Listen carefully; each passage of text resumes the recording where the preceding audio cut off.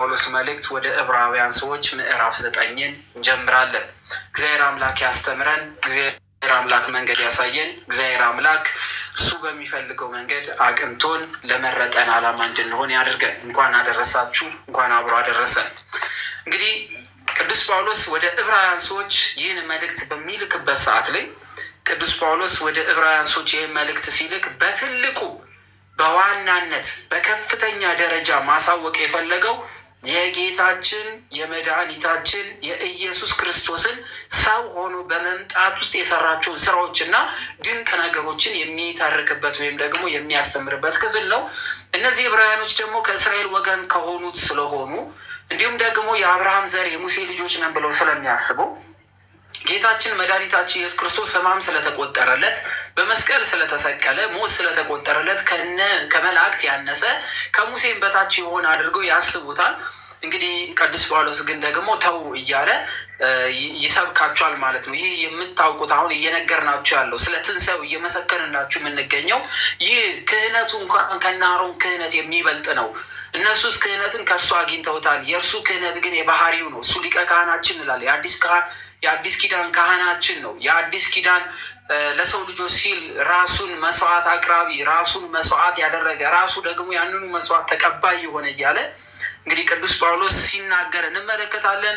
አሮጌውና ውራጅ የሆኑስ ሊጠፋ ቀርቧል በማለት ደግሞ የምታልፈዋን ድንኳን ይናገርና የማታልፈዋን ድንኳን ደግሞ እንግዲህ ቅዱስ ጳውሎስ በባለፈው ክፍል ሲሰብክላቸው ነበረ ማለት ነው። ያቋረጥ ነው። ዛሬ በዚህ በምዕራፍ 9 ላይ ደግሞ ያችኑ የቀደመችዋን ስርዓት አንስቶ እንግዲህ እናንተ የምታምኗት፣ እናንተ የወደዳችኋት፣ እናንተ በአዲስ ኪዳን የክርስቶስ ከተባላችሁ በኋላ ወደኋላ ተመልሳችሁ እያያችኋት ያለችው ያቺ ስርዓት አሮጌ ናት። አዲሱን ስርዓት፣ አዲስ የመጣውን ቃል ኪዳን፣ አዲሱን የድንኳን ቃል ኪዳን ለነ ሙሴ እንደሰጠው አይነት ያልሆነ ኪዳን እንደ ለነ አብርሃም የተሰጣቸው አይነት ኪዳን ያልሆነ አዲሱን ኪዳን ይህንን ደግሞ ተስፋ አድርገን የምንጠብቀውን የመንግስተ ሰማያትን ቃል ኪዳን የምንቀበልትን ይህን አዲስ ኪዳን ለምን ትተውታላችሁ? እንዴት ወደ ቀደመ ኪዳን ትመለሳላችሁ? እነሱስ ተፈጽመዋል። ነገር ግን ደግሞ ሊፈጸም ያለውን ተስፋ አድርገን የምንጠብቀውን አዲስ ኪዳን ተቀበሉ እያለ ቅዱስ ጳውሎስ በዚህ በምዕራፍ 9 ላይ ይናገራቸዋል ማለት ነው። እናነባለን። እግዚአብሔር አምላክ ከኛ ጋር ይሁን። ከቁጥር 1 እስከ 5 ድረስ ያለውን መጽሐፍ ቅዱስ ላይ አንብቡት። ምዕራፍ 9 ከቁጥር 1 ጀምሮ እንደዚህ ይላል። ፊተኛይቱ ደግሞ የአገልግሎት ስርዓትና የዚህ ዓለም የሆነው መቅደስ ነበራት።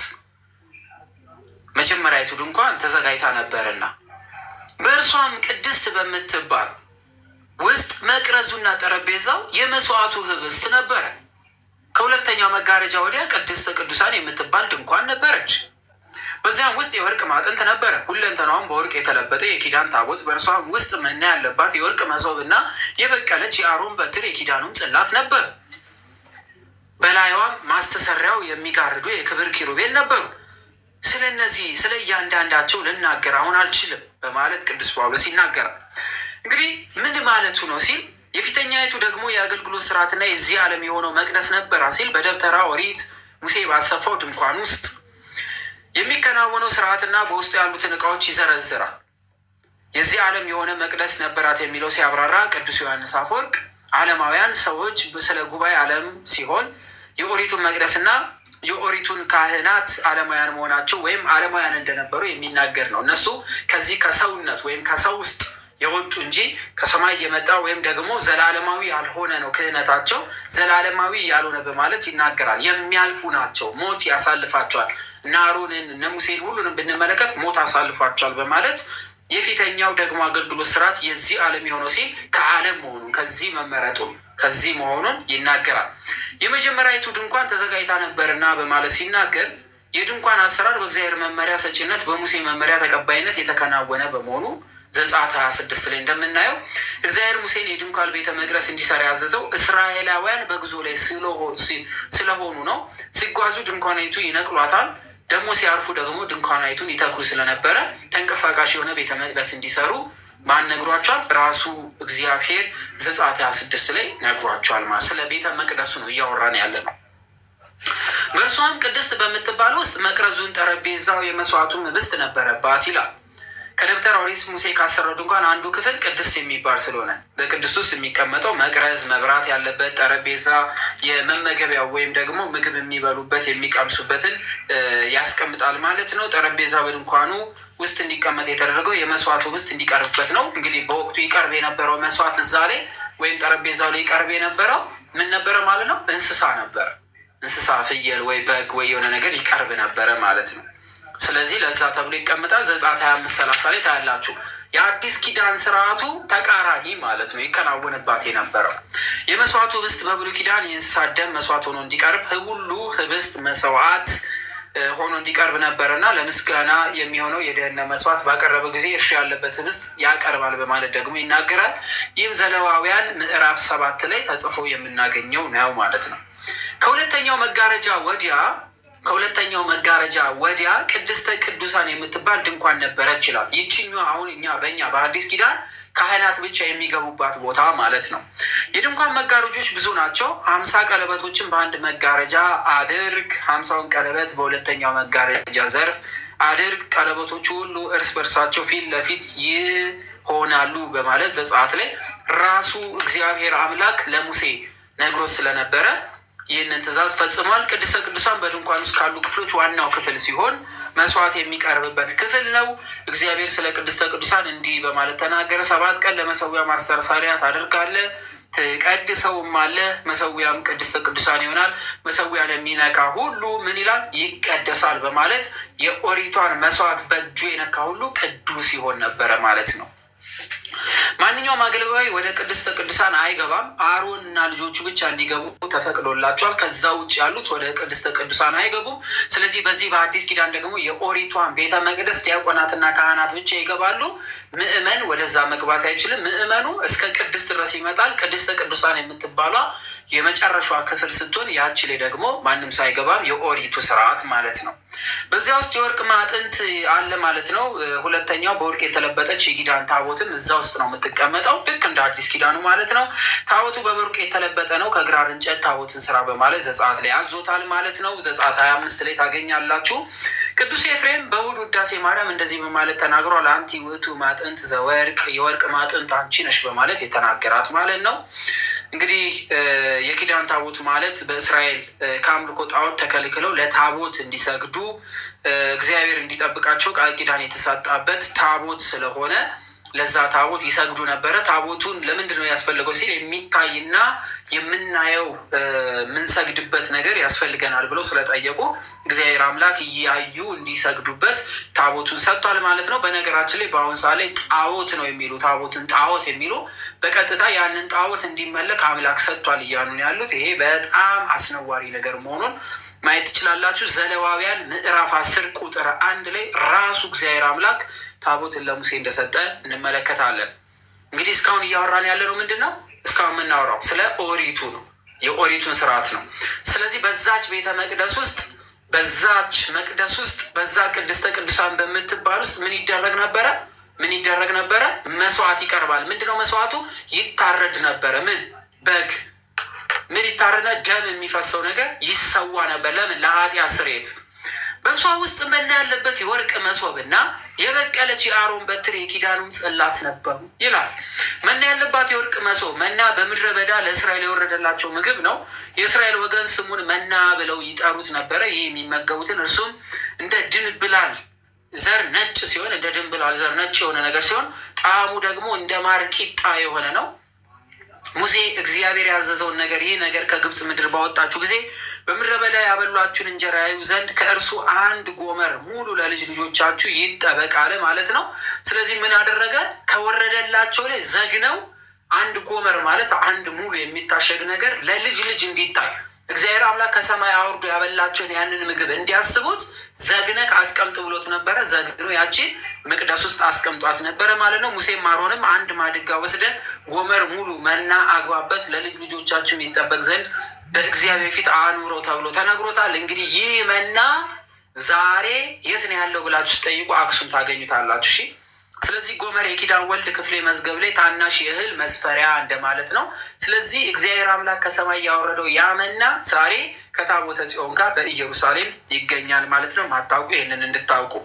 የበቀለች የአሮን በትር ይላታል። የአሮንን በትር የምታስታውሷት ይመስለኛል። በተከላት ሰዓት ላይ የደረቀች ነበረች። ነገር ግን የአሮን በትር በቅላ ወይም ደግሞ ዛፍ ሆና እንደዚህ ፍሬን አፍርታ ወይም ቅጠል አውጥታ ታይታለች። እግዚአብሔር አሮንን ለክህነት እንደመረጠው ይታወቅ ዘንድ የአሮን በትር በድንኳን ውስጥ ለምልማ አብባ የበሰለ የለውዝ ፍሬ አፍርታ ተገኝታለች ማለት ነው። ይቺ በትር የአሮን በትር ከታቦተ ጽዮን ጋር አብራ በድንኳን ውስጥ ትቀመጥ ነበረ። ስለዚህ ይህቺም የአሮን በትር እንደዚህ ወደዚህ መታለች ማለት ነው። እግዚአብሔር ሙሴን ወደ ተራራው ውጣ፣ በዚያ ሁን፣ እርሱን ታስተምር ዘንድ እኔ የጻፍኩትን ሕግና ትእዛዝ የድንጋይም ጽላት እሰጥሃለሁ አለው። ዘጸአት 24:12 ላይ ይላልና በእግዚአብሔር የተሰጠ መሆኑን የማያጠራጥር ነው። ስለዚህ ይህ ታቦተ ጽዮንም አሁን ወደ ኢትዮጵያ መጥቷል። ስለዚህ ሙሉ ቤተ መቅደስ ውስጥ የነበረ ቅድስት ውስጥ የነበረ ነገር ሁሉ ዛሬ ወደ ትግራይ አክሱም ጽዮን ስትሄዱ ታገኙታላችሁ። ለሚያምን ተረት ተረት ይሆንለት፣ ላመንን ለእኛ ግን ተቀምጧል።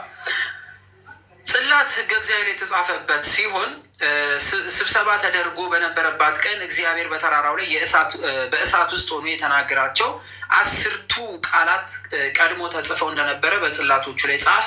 እግዚአብሔር እነርሱን ለእኔ ሰጠኝ በማለት ዘዳግም ምዕራፍ 10:4 ላይ 10ቱ ሕግጋት በቀጥታ ለሰው ልጆች በሙሴ በኩል የተሰጠች መሆኗን ይናገራል። ታቦት ማለት ጽላቱ የሚቀመጥበት የጽላቱ ማደር ነው። ተመልሼ ከተራራው ወረድኩ፣ ጽላቶቹን በሰራሁት ታቦት ውስጥ አደረግኳቸው፣ እግዚአብሔር እንዲያዘዘኝ በዚያ ኖሩ በማለት ይናገራል። እንግዲህ ጽላት ማለት 10ቱ ሕግጋት ያለባች ነው። ታቦት ማለት ደግሞ 10ቱ ሕግጋቶች የሚቀመጡበት የሚከፈት አይነት ነገር፣ በተለይ ኪሩቤልና ሱራፌል እንደዚህ ብሎ ያያችሁበት ታቦት ይባላል። ጽላት የሚለው ደግሞ በሁለት ድንጋዮች ላይ የተጻፈ የ10ቱ ሕግጋት ነው። ስለዚህ ጽላትና ታቦትን ለይተን ማወቅ ይኖርብናል ማለት ነው። በደንብ አድርጋችሁ እወቁት። ስለዚህ ታቦት ማለት ማደሪያ ነው።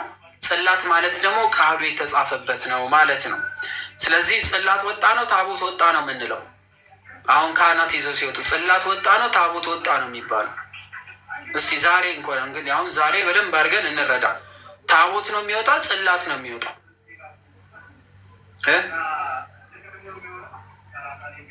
ታቦት ነው የሚወጣ፣ ጽላት ነው የሚወጣ?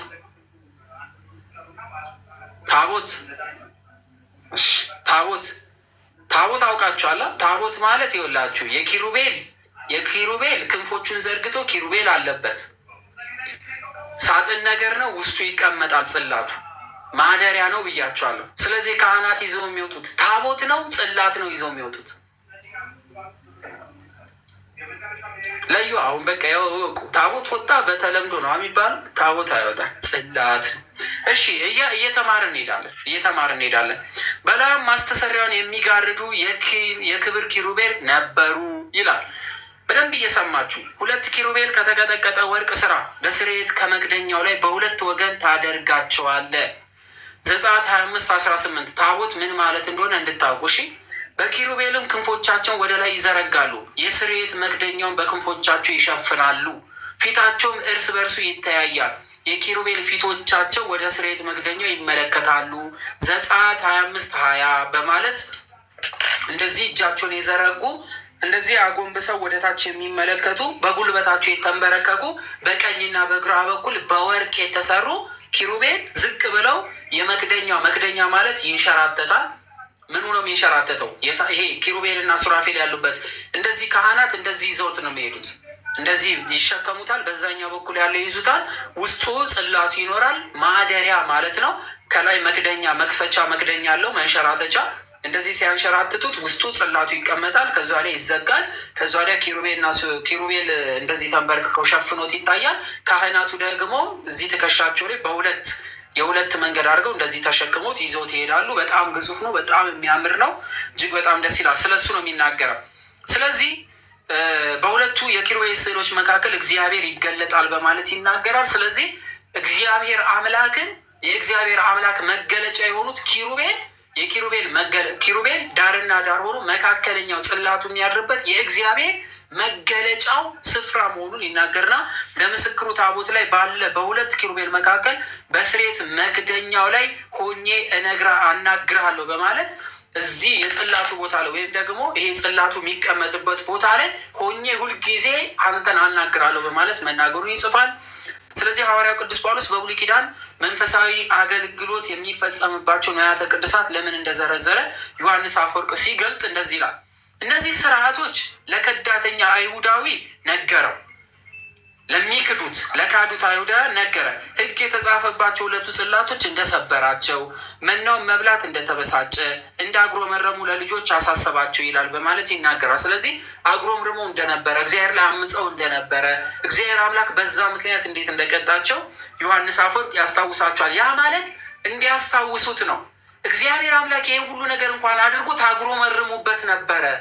እግዚአብሔር አምላክ ይህንን ምልክት እንኳን ይህንን ድንቅ የሆነ ነገር እንኳን ሰጥቷችሁ በእሱ ላይ ታምፁ ነበረ ለማለት ቅዱስ ጳውሎስ ተናግሯል በማለት ያስቀምጣል። ቅዱስ ጳውሎስ ስለ እነዚህ ስለ እያንዳንዳቸው ልናገር አሁን አልችልም ብሏል። አሁን ስለ ሁሉም ነገር ልናገር አልችልም በማለት ተናግሯል ማለት ነው። ቅዱስ ጳውሎስ በብሉይ ኪዳን ድንኳን ውስጥ የሚገኙትን የተወሰኑትን ንዋያተ ቅድሳት ከዘረዘረ በኋላ ሁሉንም መዘርዘር እንደማይችል ይገልጣል። የብሉይ ኪዳን ስርዓት የሚፈጸምባቸው ነገሮች እጅግ በጣም ብዙ ስለሆኑና ጊዜውን ማባከን ስላልፈለገ እነዚህን ሁሉ ዘርዝሬ ከዚህም ውጭ ያሉትን መናገር አልፈልግም በማለት ተናግሯል። ዮሐንስ አፈወርቅ እንደዚህ ይላል በዚህ ጉዳይ ላይ ስለ እነዚህ ስለ እያንዳንዳቸው ልናገር አሁን አልችልም ማለቱ ኦሪት አምሳል መርገፍ እንደሆነችና እንዳለፈች ያስረዳል ማለት ነው። ምን ማለት ነው? እነዚህ ሁሉ ስርዓቶች አሁን ያ ሁሉ በመሰዊያ ፊት ይታረድ የነበረ ደም ይፈስ የነበረ እነዛ ሁሉ ይደረጉ የነበሩ ስርዓቶች በጠቅላላ በመሰዊያ ፊት ከብት ማምጣታቸው፣ ለኃጢአት ስርየት ካህኑ የሰዋበትን ቦታ ሄዶ መንካቱ፣ ቅድስተ ቅዱሳን ውስጥ ገብቶ የመንጻት ስርዓት ማከናወኑ፣ ካህኑ ለራሱ ለመንጻት ኃጢአተኞችን ለማንጻት ያደርግ የነበራቸው ስርዓቶች በጠቅላላ በዚህ በአዲስ ኪዳኑ እንደዛ እንዳልሆነ የመጀመሪያው የኦሪቱ ስርዓት በቤተ መቅደሱ ይከናወን የነበረው ስርዓት ትክክል እንዳልሆነ ሚስ በአዲስ ኪዳን ሲመጣ ደም ማፍሰስ እንደማይገባ ለመንጻት ተብሎ የእንስሳትን ደም በፊቱ እንደማይፈሱ ይሄ በኦሪት በኩል ካህናት ራሳቸው ለመንጻት መጀመሪያ ለራሳቸው መስዋዕት ያቀርቡ የነበረው ስርዓት በጠቅላላ አሁን ላይ ይህ በአዲስ ኪዳን አሁን የለም በማለት ማለፉን ይናገራል። ከቁጥር 6 እስከ 10 ድረስ ያለውን እንመልከት። ከቁጥር 6 እስከ 10 ድረስ በደንብ እያስተዋላችሁ እሺ። ከቁጥር 6 እስከ 10 ድረስ ይህም እንደዚህ ተዘጋጅቶ ሳለ ካህናት አገልግሎታቸውን እየፈጸሙ ዘውትር በፊተኛይቷ ድንኳን ይገቡባታል፣ በሁለተኛይቱ ግን ሊቀ ካህናት ብቻ በዓመት አንድ ጊዜ ይገባባታል። እርሱም ስለ ራሱና ስለ ሕዝቡ ስህተት የሚያቀርበው ደም ሳይዝ አይገባም። ስለዚህ በዚች አሁን እነ ሙሴ በነበሩባት ድንኳን ውስጥ በዓመት አንድ ጊዜ ካህኑ ምን ይዞ ይገባ ነበረ?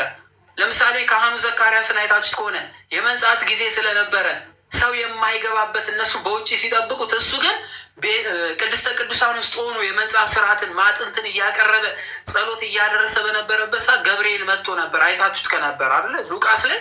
ስለዚህ በዛ በኦሪቱ ሕግ በዓመት አንድ ጊዜ ሊቀ ካህኑ ይገባ ነው፣ ወይም ደግሞ ከእነሱ መካከል እያያችሁ። በሁለተኛቱ ግን ሊቀ ካህን ብቻውን ውስጥ ይገባና ለሕዝቡና ለራሱ ኃጢአት ሲል ምን ያቀርባል? ደም ይዞ ይገባ ነበረ። ደም ይዞ ምን ይል ነበር? ይገባ ነበረ። ሌሎቹ ደግሞ በውጭ ሆነው ይህንን የካህኑን መመለስና የኃጢአት ማስተሰሪያውን ስራ ይጠባበቁ ነበረ። ቤት በመጀመሪያዊቷ ድንኳን ውስጥ እነ ሙሴ በነበሩባት ድንኳን ውስጥ።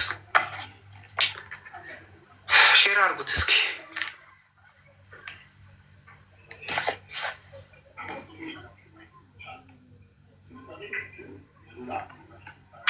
እሺ ስለዚህ እነ ሙሴ በነበሩባት ምን ውስጥ? ድንኳን ውስጥ ማለት ነው። እነ ሙሴ በነበሩባት ድንኳን ውስጥ ይህ ስርዓት ምን ነበር? ይከናወን ነበር፣ ይፈጸም ነበረ።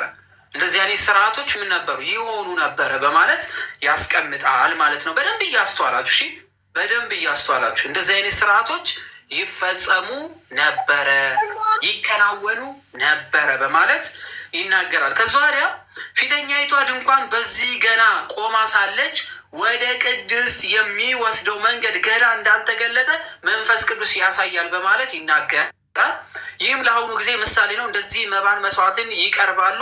እነዚህም እስከ መታደስ ዘመን ድረስ የተደረጉ ስለ ምግብና ስለ መጠጥ፣ ስለ ልዩ ልዩ መታጠብም የሚሆኑ የስጋ ስርዓቶች ብቻ ናቸው እና የሚያመልከውን በህሊና ፍጹም ሊያደርጉት አይችሉም በማለት ይናገራል ማለት ነው። አባታችን ቅዱስ ጳውሎስ ምን እያለ ነው የሚለውን የዕብራውያን መልእክት ምዕራፍ 9 ከቁጥር 6 እስከ 10 ድረስ ነው ያለ ነው። ድል በድል ወንድማችን መምህራችን መሀላችን ተገኝቷል። እንኳን ሰላም መጡ፣ እንኳን አደረሶት።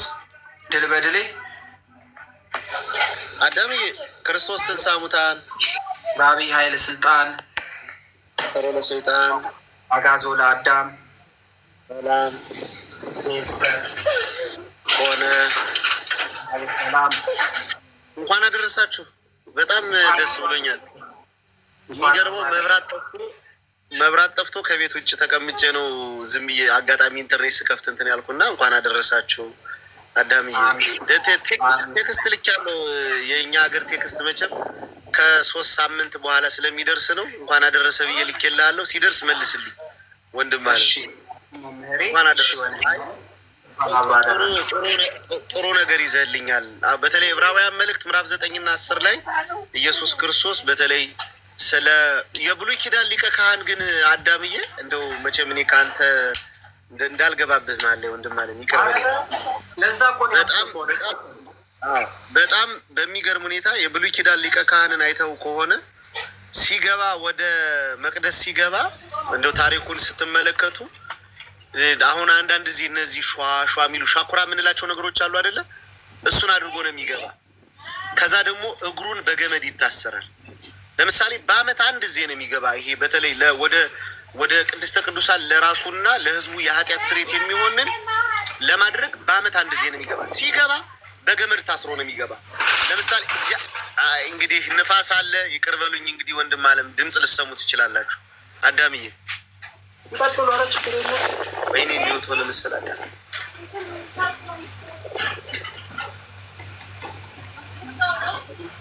ይቀጥሉ መምህር።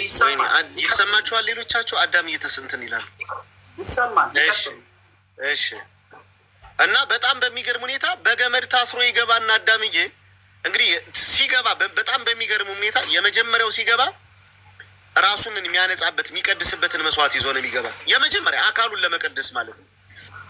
እሺ፣ አካሉን ለመቀደስ በጣም በሚገርም ሁኔታ ራሱን ቀድሶ ነው የሚገባ። የመጀመሪያው ይሄኛ ቅኔ ማህሌት ቅድስት መቅደስ አይደል ምንለው? አሁን ቅኔ ማህሌት ላይ ብለን የምናስበው ቦታ ላይ የመጀመሪያው ክፍል ላይ ራሱንን አጥቦ ማጠብ ብቻ አይደለም፣ ደግሞ በጣም በሚገርም ሁኔታ ተቀድሶ የሚገባበትን መስዋዕት እዚያ ላይ ሰውቶ ነው የሚገባ። ሁለተኛው ቤተ መቅደስ ላይ ሁለተኛው ክፍል ላይ ሲገባ ደግሞ የሚለብሳቸውን ልብሶች ሁሉ ደግሞ ቀድሶ ነው የሚገባ። በጣም የሚገርመው ነገር የሚለብሳቸውን እነዚህ ቱሚም ተራፊም የምንላቸውን የክህነት ልብሶችን ደግሞ እነሱን በደም ቀድሶ ነው የሚገባ። ሶስተኛው ዋናው ቤተ መቅደስ ላይ ግን ሲገባ ስለ ራሱና ስለ ሕዝቦች የኃጢአት ይቅርታ የሚፈሰውንን ያንን ንጹህ የበግ መስዋዕት ይዞ ይገባል። እግዚአብሔር ከተቀበለለት በጣም በሚገርም ሁኔታ በሰርክ ላይ ወይም በ11 ሰዓት በምንለው በዛ ሰዓት ሲወጣ ድፍን እስራኤላውያን እልል ብለው ጮታቸውንን ለእግዚአብሔር በማቅረብ በማመስገን እግዚአብሔርን የአምልኮት መዝሙር በመዘመር ደስታቸውን ይገልጣሉ። ካልሆነስ በጣም በሚገርም ሁኔታ ከጠዋት ጀምሮ እንግዲህ ከኪዳን ጀምሮ እስከ ሰርክ ድረስ ባለው አገልግሎት ውስጥ መኖሩን ማረጋገጫቸው አሁን ዝም ይላል። ለምሳሌ እዛ ውስጥ ገብተህ እንደፈለክ የምታወራበት አይደለም አዳምዬ። በጣም የተመጠነና የተለካ ድምፅ ነው የምታወጣው። አንተ እንደፈለክ የምታደርጋቸው ነገሮች አሉ። በጣም ድምፅህን ቀንሰህ አዳም። በጣም የሚገርም ነው ድምፅህ ራሱ በጣም በሚገርም ሁኔታ ከተከበረው ኪሩብ የሆነ እሳት ወጥቶ አንተን ሊበላ ሊያቃጥልህ ይችላል። በጣም ድምፅህን አጥፍተህ ነው የምትንቀሳቀሰው እና ዝም ሲል መኖሩንና ለመኖሩን የሚያረጋግጡት ከውጭ ያሉት ሌዋውያን ካህናት የታሰረውን ገመድ ሳብ ያደርጉለታል። መኖሩን የሚያረጋግጡት ጠንከር ካለባቸው ወይም ከሳባቸው አለ ማለት ነው ይላሉ። ድፍን እስራኤላውያን በእልልታ ያቀልጡታል። በቃ አለ ማለት ነው። እግዚአብሔር እውነትም እሱን አልቀሰፈውም። እውነት መስዋዕታችን ተቀብሎልናል። እውነት የይቅርታ ያቀረበውን ያንን ጸሎት ሰምቶናል ማለት ነው ይላሉ። ካልሆነስ ገና ሶስተኛው ቤተ መቅደስ እንደገባ ይቀሰፋል፣ ይወድቃል።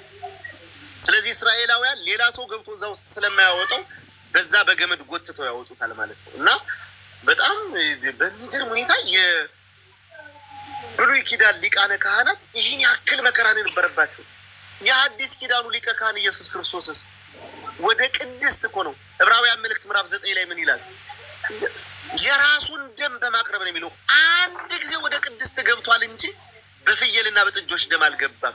ስለዚህ አለ ለሚታዘዙት የዘላለም መዳን ይሆንላቸው ዘንድ እርሱ የአዲስ ኪዳን መካከለኛ ነው ይለዋል። ሃሌሉያ! በጣም እንደውም እግዚአብሔር የተመሰገነ ይሁን እና በጣም በሚገርም ሁኔታ እንደውም ዕብራውያን መልእክት ምዕራፍ 9 ቁጥር 1 ላይ ይመስለኛል አዳም እንጂ እንደውም ፊተኛይቱ ድንኳን የአገልግሎት ስርዓት የዚህ ዓለም የሆነው መቅደስ ነበረባት። ያች እንደውም የመጀመሪያዊቱ ድንኳን ገና ተዘጋጅታ ሳለ በእርሷ ውስጥ ቅድስት ምትባል ነበረች። ጠረጴዛው፣ መስዋዕቱ፣ ከሁለተኛው መጋረጃ ቅድስተ ቅዱሳን አለች። በዛኛው ደግሞ የወርቅ ማጠንት አለ። ሁለንተኗ በወርቅ የተለበጠች የኪዳን ታቦት አለች። እንግዲህ የኪዳኑ ታቦት ያቺ የሙሴ ጽላት የምንላት ማለት ነው። የአሮን ብትር አለች። የኪዳኑ ጽላት አሉ። በላይ ላይ ደግሞ የሚያስተሰርዩት የከበሩ ኪሩብ አሉ። ስለ እነዚህ ለነገር ልናገር አሁን አልችልም ይልና ግን እነዚህ ሁሉ ግን ተዘጋጅተው ሳላለ እነዚህ ሁሉ አገልግሎታቸውን እየፈጸሙ አለ ዘወትር በፊተኛይቱ ድንኳን ይገቡ ነበር። በሁለተኛይቱ ግን ድንኳን ግን አለ ሊቀ ካህን ብቻውን በዓመት አንድ ጊዜ አለ ምን ይገባል? ይገባበታል። እርሱ ደግሞ አለ ስለ ራሱና ስለ ሕዝቡ የኃጢአት ስርየት ነው የሚያቀርብ። ኢየሱስ ክርስቶስስ ስለ ራሱና ስለ ሕዝቡ አይደለም፣ ስለ ሰዎች የኃጢአት ይቅርታ የሚፈሰውን የአዲስ ኪዳን ደሙን ያፈሰሰው። እርሱማ ቅዱስ እኮ ነው። እርሱማ ክቡር ነው። እርሱማ ንጹሕ ነው። እርሱማ ቅዱስ ነው። ምን አደፍ ጉድፍ ኑሮበት። ስለ ሰው ልጆች ግን የኃጢአት ይቅርታ ግን ያንን ደም ይዞት ሲገባ ስለ ራሱ አይደለም፣ ስለ እኛ ስለወደቅ ነው የአዳም ልጆች ነው። በጣም በሚገርም ሁኔታ ከዛ ምን ይላል? በጣም በሚገርም ሁኔታ ቁጥር 11 ላይ ስንሄድ ነገር ግን ክርስቶስ ይመጣ ዘንድ ላለው መልካም ነገር ሊቀ ካህን ሆኖ በምትበልጥና በምትሻል በእጆች ባልተሰራሽ ማለትም ለዚህ ፍጥረት ባልሆነች ድንኳን አለ የዘላለምን ቤዛነት አንግቶ አንድ ጊዜ ፈጽሞ ወደ ቅድስ በገዛ ደሙ ገባ እንጂ በፍየልና በጥጆች ደም አልገባም። ከዛ ምን ይላል? የኮርማዎችና የፍየሎች ደም በረከሱት ላይ የተረጨ የጊደር አመድ ስጋን ለማንጻት የሚቀድሱ ከሆነ የጊደር አመድ ታውቃለህ? ቀይ ጊደር ናቸው አዳምዬ። እነዚህ እንደተሰዉ እስከነ ቆዳቸው እስከነ ምናቸው ድረስ ይቃጠሉና ከስለው ማለት ነው አመዱ ነው ይበጠበጡና ረከሱ ወይም ቆሸሹ በሚባሉ ሰዎች ላይ ምን ይላሉ? ይረጫሉ።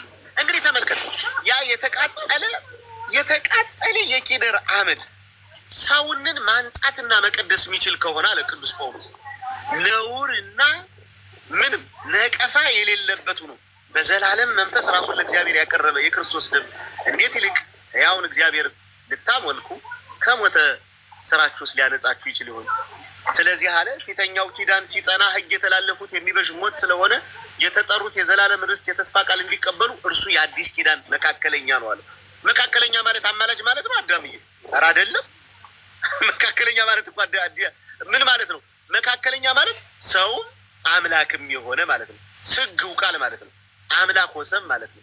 በሰውና በእግዚአብሔር መካከል ሆኖ የጥሉን ግድግዳ ያፈረሰ የሐዲስ ኪዳን መካከለኛ የእግዚአብሔር በግ የሰውን ልጆች ኃጢአት ያስተሰርይ ዘንድ ራሱንን በቀራንዮ ተራራ ላይ ያፈሰሰ ንጹሕ የእግዚአብሔር በግ ማለት ነው። እሱ ምን አለ? በጣም በሚገርም ሁኔታ እንግዲህ አለ ቁጥር 23 ላይ በሰማይ ያሉትን የሚመስል ነገር በዚህ ሊነጹ እንጂ በሰማይ ያሉ ራሳቸው ከዚህ ይልቅ የሚበልጥ መስዋዕትን ሊነጹ ግድ ነዋል። በሰማይ ያሉትም የብሉይ ኪዳን የነበሩ ካህናት አሉ አይደለ? የሚነጹት በክርስቶስ ደም ነው እያለ ነው።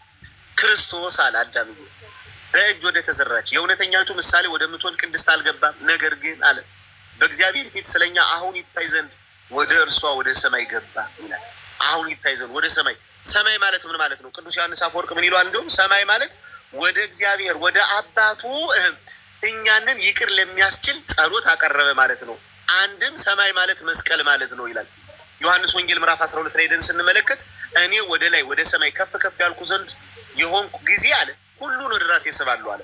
ከፍ ከፍ ማለት ምን ማለት ነው? መሰቀሉ ነው። ከዚያስ ምን አለ?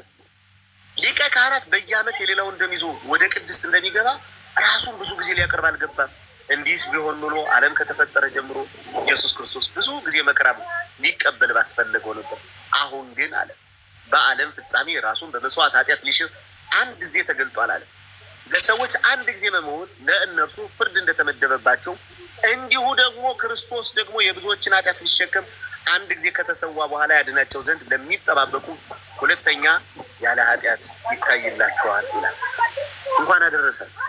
የእኛ ጌታ እንደ ብሉይ ኪዳን ሊቃነ ካህናት በግና ጥጃ ይዞ የገባ ሳይሆን ራሱን አስገብቶ እኔንና የዓለምን ሕዝብ ሁሉ ከኃጢአት ያነጻ የሐዲስ ኪዳኑ መካከለኛ የእግዚአብሔር አብ የባህሪ ልጁ የእመቤታችን የቅድስት ድንግል ማርያም ከስጋ የተወለደ እሱ እኛንን አድኖናልና ክርስቶስ ትንሣኤ ሙታን በአብይ ኃይል ወስልጣን አሰሮ ለሰይጣን አጋዞ ለአዳም ሰላም እመዜስ ሆነ ፍስሐ ሰላም። እንኳን ያደረሳችሁ ሁላችሁ ነው። ተባረኩልኝ። እግዚአብሔር ያክብር። እንኳን አብሮ አደረሰን። ቃል ያሰማልን። አብሮን ይቆዩ። እንግዲህ እንደሰማችሁት ነው የኦሪት ስርዓት እንዴት ይከናወን እንደነበረ እጅግ በጣም በጥንቃቄ የሚከናወንባት የነበረች ካህኑ ራሱ እንግዲህ ትናንትናም እንዳየ ነው ከትናንት ወዲያ እንደተመለከት ነው የኦሪት ካህን መጀመሪያ ራሱን አንጽቶ ነው ለማንጻት የሚገባው። የአዲስ ኪዳናችን ሊቀ ካህን የተባለው ግን ራሱ መስዋዕት አቅራቢ፣ ራሱ መስዋዕት ይሆን ራሱ ደግሞ መስዋዕቱን የሚቀበል ሆኖ ዓለምን እንዴት እንዳዳነ እንግዲህ እየነገራቸው ነው የሚገኘው። እንዴት ወደኋላ ትመለሳላችሁ እያላቸው ነው። እነሱ አሁን ድረስ መስዋዕት የደም መስዋዕት ያቀርባሉ። አሁን እኮ የደም መስዋዕት ማቅረብ አይጠበቅባችሁም እያለ እንግዲህ ቅዱስ ጳውሎስ እነዚህ ዕብራውያኖችን እየወቀሰ መሆኑን እንድትረዱ ነው። ስለዚህ የፊተኛይቷ ድንኳን በዚህ ገና ቆማ ሳለች ወደ ቅድስት የሚወስደው መንገድ ገና አልተገለጠም፣ መንፈስ ቅዱስ ያሳያል ብሎ ሲል ፊተኛ ድንኳን ሲል የብሉይ ኪዳን ቤተ መቅደስ ማለት ሲሆን ወደ ቅድስት የሚወስደው መንገድ የተባለው የወንጌል መንገድ መሆኑን ለዛ ምሳሌ መሆኗን ይናገራል። ፊተኛይቷ ድንኳን ቆማ አገልግሎት እየሰጠ ሳለ የወንጌል መንገድ ገና አልተገለጠም ነበረ ሲል አስቀድሞ በኦሪት እየተሰራ የአዲስ ኪዳን ትምህርት እንዳልተጀመረ እንዳልተገለጠ መንፈስ ቅዱስ ገና ያሳያል በማለት ያንን የፊተኛቿ ድንኳን በዚህ ገና ቆማ ሳለች እያለ ያወዳድራል ማለት ነው። ይህም በአሁን ጊዜ ምሳሌ ነው ይላል። በነገራችን ላይ በጣም እንድትጠነቀቁ የሚፈለገው ነገር በየትኛውም ቦታ ላይ አሁን በጸሎት ሰዓት መስዋዕት መቅረብ የለበትም እንደዚህ ማለት የለበትም አሁን ሁሉም ነገር ተሽሯል፣ ሁሉም ነገር ሄዷል የሚሉት ከዚህ ትምህርት ተነስተው የስህተት መንገድ ላይ መሆናቸው መረዳት ትችላላችሁ ማለት ነው። የሚቀጥለውን በደንብ አድርጋችሁ ተከታተሉ። ይህም በአሁን ጊዜ ምሳሌ ነው ሲል የኦሪቱን ምኑን በብሉይ ኪዳን ዘመን ሲደረግ የነበረው በቅደም ተከተል ከዘረዘረ በኋላ የተደረገው ሁሉ ለአዲስ ኪዳን ምሳሌ ነው። የአዲስ ኪዳን ምንድን ነው አለ? ምሳሌ ነው። ስለዚህ ወደ አዲስ ኪዳን ምን የሚሉበት የሚሻገሩበት አስቀድመው በኦሪቱ እነሱ መስዋዕት ለመንጻት መስዋዕት ያቀርቡ የነበሩት አሁን ደግሞ መስዋዕት የሆነ ለመብላት መግባት እንደሚገባቸው ተቃራኒ። ይህ ምንድነው የሚባለው? እንዲህ ተቃራኒ መንገድ ሲያደርገው ሪቨርስ ሲደረግ መጀመሪያ የነበረው ነገር ሪቨርስ አድርጎት መጀመሪያ ካህኑ ለመንጻት ይገባ ነበረ። አሁን ደግሞ ንጹሕ ከሆነው ላይ ምን ለማለት ለመውሰድ ይገባል ማለት ነው። መጀመሪያ ደም ሳይዝ ወደ ውስጥ አይገባም ነበረ። አሁን ደግሞ መስዋዕት የሆነልንን ሰማዕት የሆነልንን ራሱን ቤዛ አድርጎ የሰጠንን ክርስቶስን ለመብላት ወደ ውስጥ ይገባል ማለት ነው። በነገራችን ላይ በደንብ አድርጋችሁ እያያችሁ እስከ መታደስ ዘመን ድረስ የተደረጉ ይላል። የመታደስ ዘመን የሚለው የአዲስ ኪዳን ጊዜ እስከሚመጣ ድረስ እነዚህ ነገሮች ይደረጉ ነበረ። ጥያቄው አሁን ይሄ ሁሉ ለመንጻት የሚያደርጉት ፕሮሰስ ምንድን ነው ጥቅሙ? ገነትን ካልሰጣቸው በኦሪት ያደርጉት የነበረው ነገር ምንድን ነው የሚጠቀሙት ስንል በአብርሃም እቅፍ ለመኖር በሲኦል ለመቃጠል ሳይሆን ጌታ ክርስቶስ መጥቶ ዓለምን አድኖ ወደ ገነት እስከሚያስገባ ድረስ ረፍት ለማግኘት በአብርሃም በያዕቆብ እቅፍ ውስጥ ለመኖር ይህንን የመንጻት ስርዓት ያከናውኑ ነበረ። የስጋ ስርዓቶች ብቻ ናቸውና መባ የሚቀርበው መስዋዕት ቢሰዋ መብሉ መጠጡ ቢቀርብ ልዩ ልዩ መታጠብ ማለትም በኃጢአት የረከሰው ሰው ቢጠመቅ በበጎች ደም ቢረጭ በተደረጉ ነገሮች ሁሉ ስጋዊ ጥቅም እንጂ መንፈሳዊ ነገር አያገኝም ነበረ። ምድረ ርስትን እንጂ መንግስተ ሰማያትን መውረስ ምን አይችልም ነበረ በማለት ያስቀምጣል። በቃ ለመንግስተ ሰማያት የሚያበቀው አይደለም። ነገር ግን እሳ በምድረ ርስት በዚች ርስት በሆነችው ምድር ላይ ለመውረስ የኃጢአትን ስርየትን ለማግኘት ከስጋ ኃጢአት ወይም በስጋ ከሚሰራው የኃጢአት ስርየት ለማግኘት እንጂ ዘላለማዊ የሆነችውን መንግስት ለመውረስ ምን አልነበረ? በቂ አልነበረም። የበጉ ደም በቂ አይደለም። የመስዋዕቱ መቅረቡ በቂ አልነበረም። ግን የእግዚአብሔር ሕዝብ ከእግዚአብሔር ጋር አብረው መሆናቸውን የሚያረጋግጡበት የተሰጣቸውን ሕግ ጠብቀው የእግዚአብሔር ልጅነታቸውን የሚያሳውቁበት መንገድ ይከናወን ስለነበረ የሚያመልከውን በሕሊና ፍጹም ሊያደርጉት አይችሉም በማለት ይናገራል። እነዚህ የብሉይ ኪዳን ስርዓቶች በጥንቃቄ የሚፈጽም ሰው ፍጹም የሆነውን ድህነት ማግኘት ግን አይችልም ነበረ ብሎ ያስቀምጣል።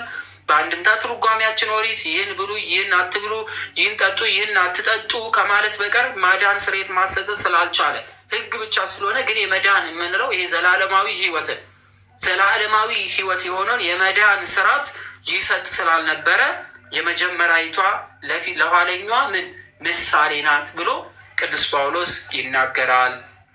ድል በድል የሚሉት አለ። እዚህ ላይ የሚጨምሩት ካለ ይጨምሩ። አይ እንደው ጥሩ ነው። እንደው በጣም በሚገርም ሁኔታ ግን የቅዱስ ጳውሎስን ነገር ስንመለከት አንዳንድ ጊዜ ምን አለ መሰላችሁ፣ አሁን ለምሳሌ መስዋዕቱ እኮ በቃ አንድ ጊዜ የተሰዋ ነው፣ ዝም ብሎ ነገር ነው። ምንም በቃ አሁን ለእኛ እንትን የሚልልን ነገር የለም። እርግጥ ነው ክርስቶስ አዎ እውነት ነው እንደዛ አድርጎልናል። ግን አሁን ላይ ምንም እኮ የሚያደርግልን ነገር የለም። ምንም በቃ ይሄ በቃ ለእኛ አሁን ምንም እንትን አይደለም አይነት ነገር ሰው ያደርጋል።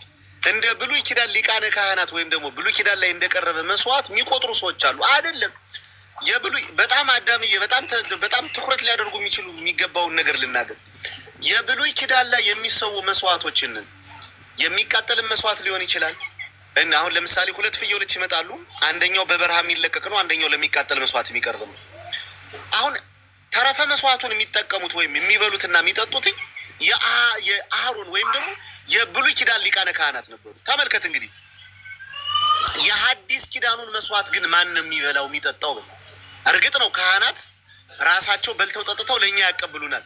ብሉይ ኪዳን ላይ እኮ ለማንም አይሰጥም ተረፈ መስዋዕቱ፣ ራሱ ሊቀ ካህኑ ብቻ ነው፣ ወይም ደግሞ የአሮን ወይም ሌዋውያን ካህናት ነበር። የሐዲስ ኪዳኑ መስዋዕት የሚበልጠው ከዚህ ምክንያት ነው። የብሉይ ኪዳኑን መስዋዕት ሰው በልቶ ጠጥቶትኝ ለራሱ ሕይወትን የሚያገኝበት አይደለም። ሊቀ ካህኑ ለስጋ የሆነውን ነገር በልቶ ጠጥቶበት ያንን በቃ ተጠቅሞበት ያልፋል።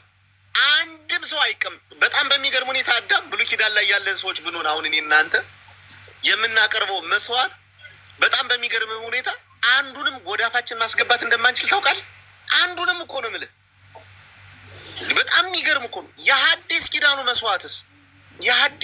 መስዋዕት እኮ እርሱ ለራሱ እርሱንን ለዓለም መስዋዕት አድርጎ አቅርቦ ሲያበቃ ብሉኝ ጠጡኝ፣ ደሞስ በልተነው ጠጥተነው ደግሞ ሕይወት የምናገኝበት የኃጢአት ስርየትን የምናገኝበት ለዘላለም ከእሱ ጋር የምንኖርበትን የሐዲስ ኪዳኑን ንጹሕ የሆነውን መስዋዕት ነው ያቀረበልን። በጣም በሚገርም ሁኔታ እኔ እናንተ ዛሬ ኃጢአት በሰራን ቁጥር ኢየሱስ ክርስቶስ ስለ እኔና ስለ አንተ ኃጢአት በየጊዜው የሚሰቀልና የሚሞት የሚደማ ወይም መስዋዕት የሚሆን አይደለም። አንድ ጊዜ ያቀረበው መስዋዕት ለዘላለም የሚመጡትን ሁሉ እያዳነ ከዛስ ደግሞ ልጅ ከሆን በኋላ ከምንሰራው ኃጢአት ደግሞ እየተቀደስንበት ሕይወትን የምናደርግበት ገንዘብ የምናገኝበት ያ ድንቅ የሆነው መስዋዕት ነው የሰዋልን። ለዚህ ነው እኮ አንደኛ ዮሐንስ መልእክት ምዕራፍ 1 ቁጥር 7 ላይ የልጁ የኢየሱስ ክርስቶስ ደም ከኃጢአት ሁሉ ያነጻናል ያለ። ተመልከት፣ ከየትኛው ኃጢአት ነው የሚያነጻን? ራሱ ዮሐንስ እዛው ላይ ሲናገር ምን ይላል? አንደኛ ዮሐንስ መልእክት ምዕራፍ 2 ላይ ምን ይላል?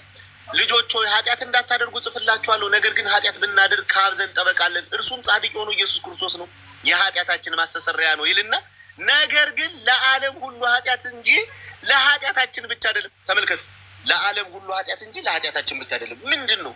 የዓለም ኃጢአት አለ። ደግሞ ሌላ ኃጢአት አለ። አዎ፣ የዓለም ኃጢአት የተባለው በአዳም በኩል የመጣብንን ያንን ፍርድ ያስወገደበት ኃጢአት። ሁለተኛስ ደግሞ ኃጢአት ያለው ምንድን ነው?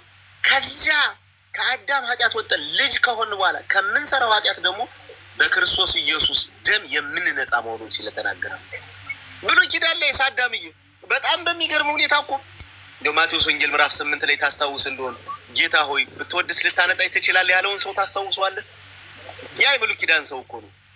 ተመልከት፣ ሲወዱ የሚያነጹ ካልወደዱ ደግሞ ምን ሊያደርጉ ወደ እግዚአብሔር አቅርበው ያቀረብከው መስዋዕት ከአንተ ከኃጢአት እንድትነጻበት የማያደርጉ የብሉይ ኪዳን ክፉ ሊቃነ ካህናት የነበሩበት ጊዜ ስለሆነ ነው።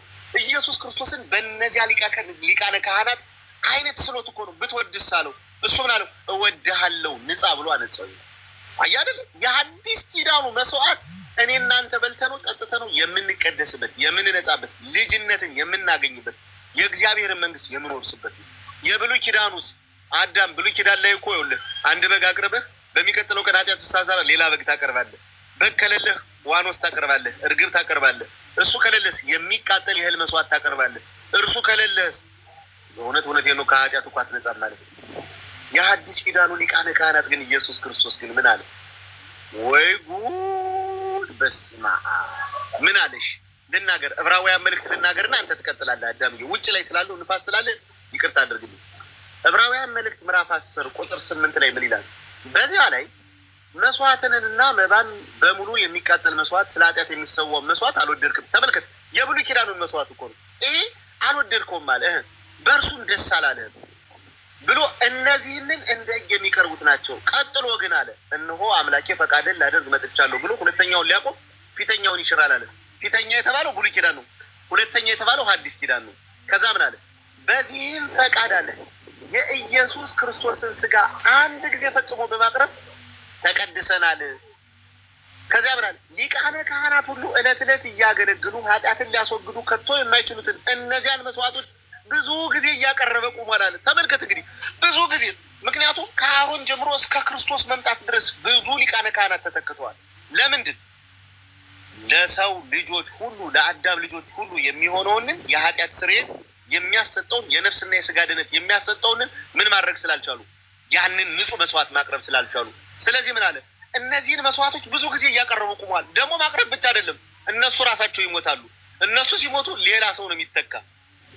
በጣም የሚገርመው ነው የክርስቶስስ። እሱ ግን እንዲህ አለ፣ እርሱ ግን ስለ ኃጢአት አንድን መስዋዕት ለዘላለም አቅርቦ በእግዚአብሔር ቀኝ ተቀመጠ። ጠላቶቹን እግሩ መንገጫ እስኪያደርግ ወደፊት ይቀርባል አለና አንድ ጊዜ በማቅረብ የሚቀደሱትን የዘላለም ፍጹማን አድርጓቸዋል። አያችሁ አይደል? በክርስቶስ ኢየሱስ ያገኘ ነው ያ የማስታረቅ ያ የምንድንበት መስዋዕት የቀረቡ አንድ ጊዜ የቀረበ ግን ለዘላለም የምንድንበት ነው። አምላካችን እግዚአብሔር የተመሰገነ ነው። ስለዚህ በጣም አዳምዬ በጣም ደስ ብሎኛል። ደግሞ በጣም በሚገርም ሁኔታ ይህን መስዋዕት በልተነው ጠጥተነው ምን የምንልበት ነው፣ በህይወት የምንድንበት ነው። ይሄ አንደኛ ቆሮንቶስ ምዕራፍ 6 ላይ ይመስለኛል። እስኪ ልመልከተው ምን ይላል መሰላችሁ? በጣም በሚገርም ሁኔታ አንደኛ ቆሮንቶስ እስኪ ቆይ እንዳልሳሳት ያለነው የቅዱስ ጳውሎስ መልእክት ዕብራውያን ምዕራፍ 9 ከቁጥር 10 ላይ ነው። የሚመለከውን በሕሊና ፍጹም ሊያደርጉት አይችልም በማለት የቀደመችዋን የኦሪት መስዋዕትን እየተናገረ ነው ያለው ቅዱስ ጳውሎስ። ከቁጥር 11 በኋላ ባለው ደግሞ የአዲስ ኪዳኑን መስዋዕት የአዲስ ኪዳኑን ካህን ማን እንደሆነ ደግሞ ይነግረናል። እስካሁን ኦሪት ላይ ያለ ነው።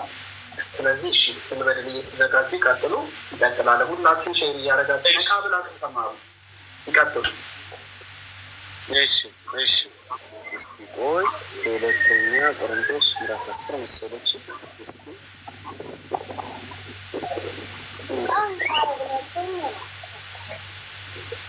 አንድ ጊዜ ከይቅርታ ጋር ስልክ እያወጣሁ ነው። እሺ ሼርና ታቡ ከፍ ይደረግ።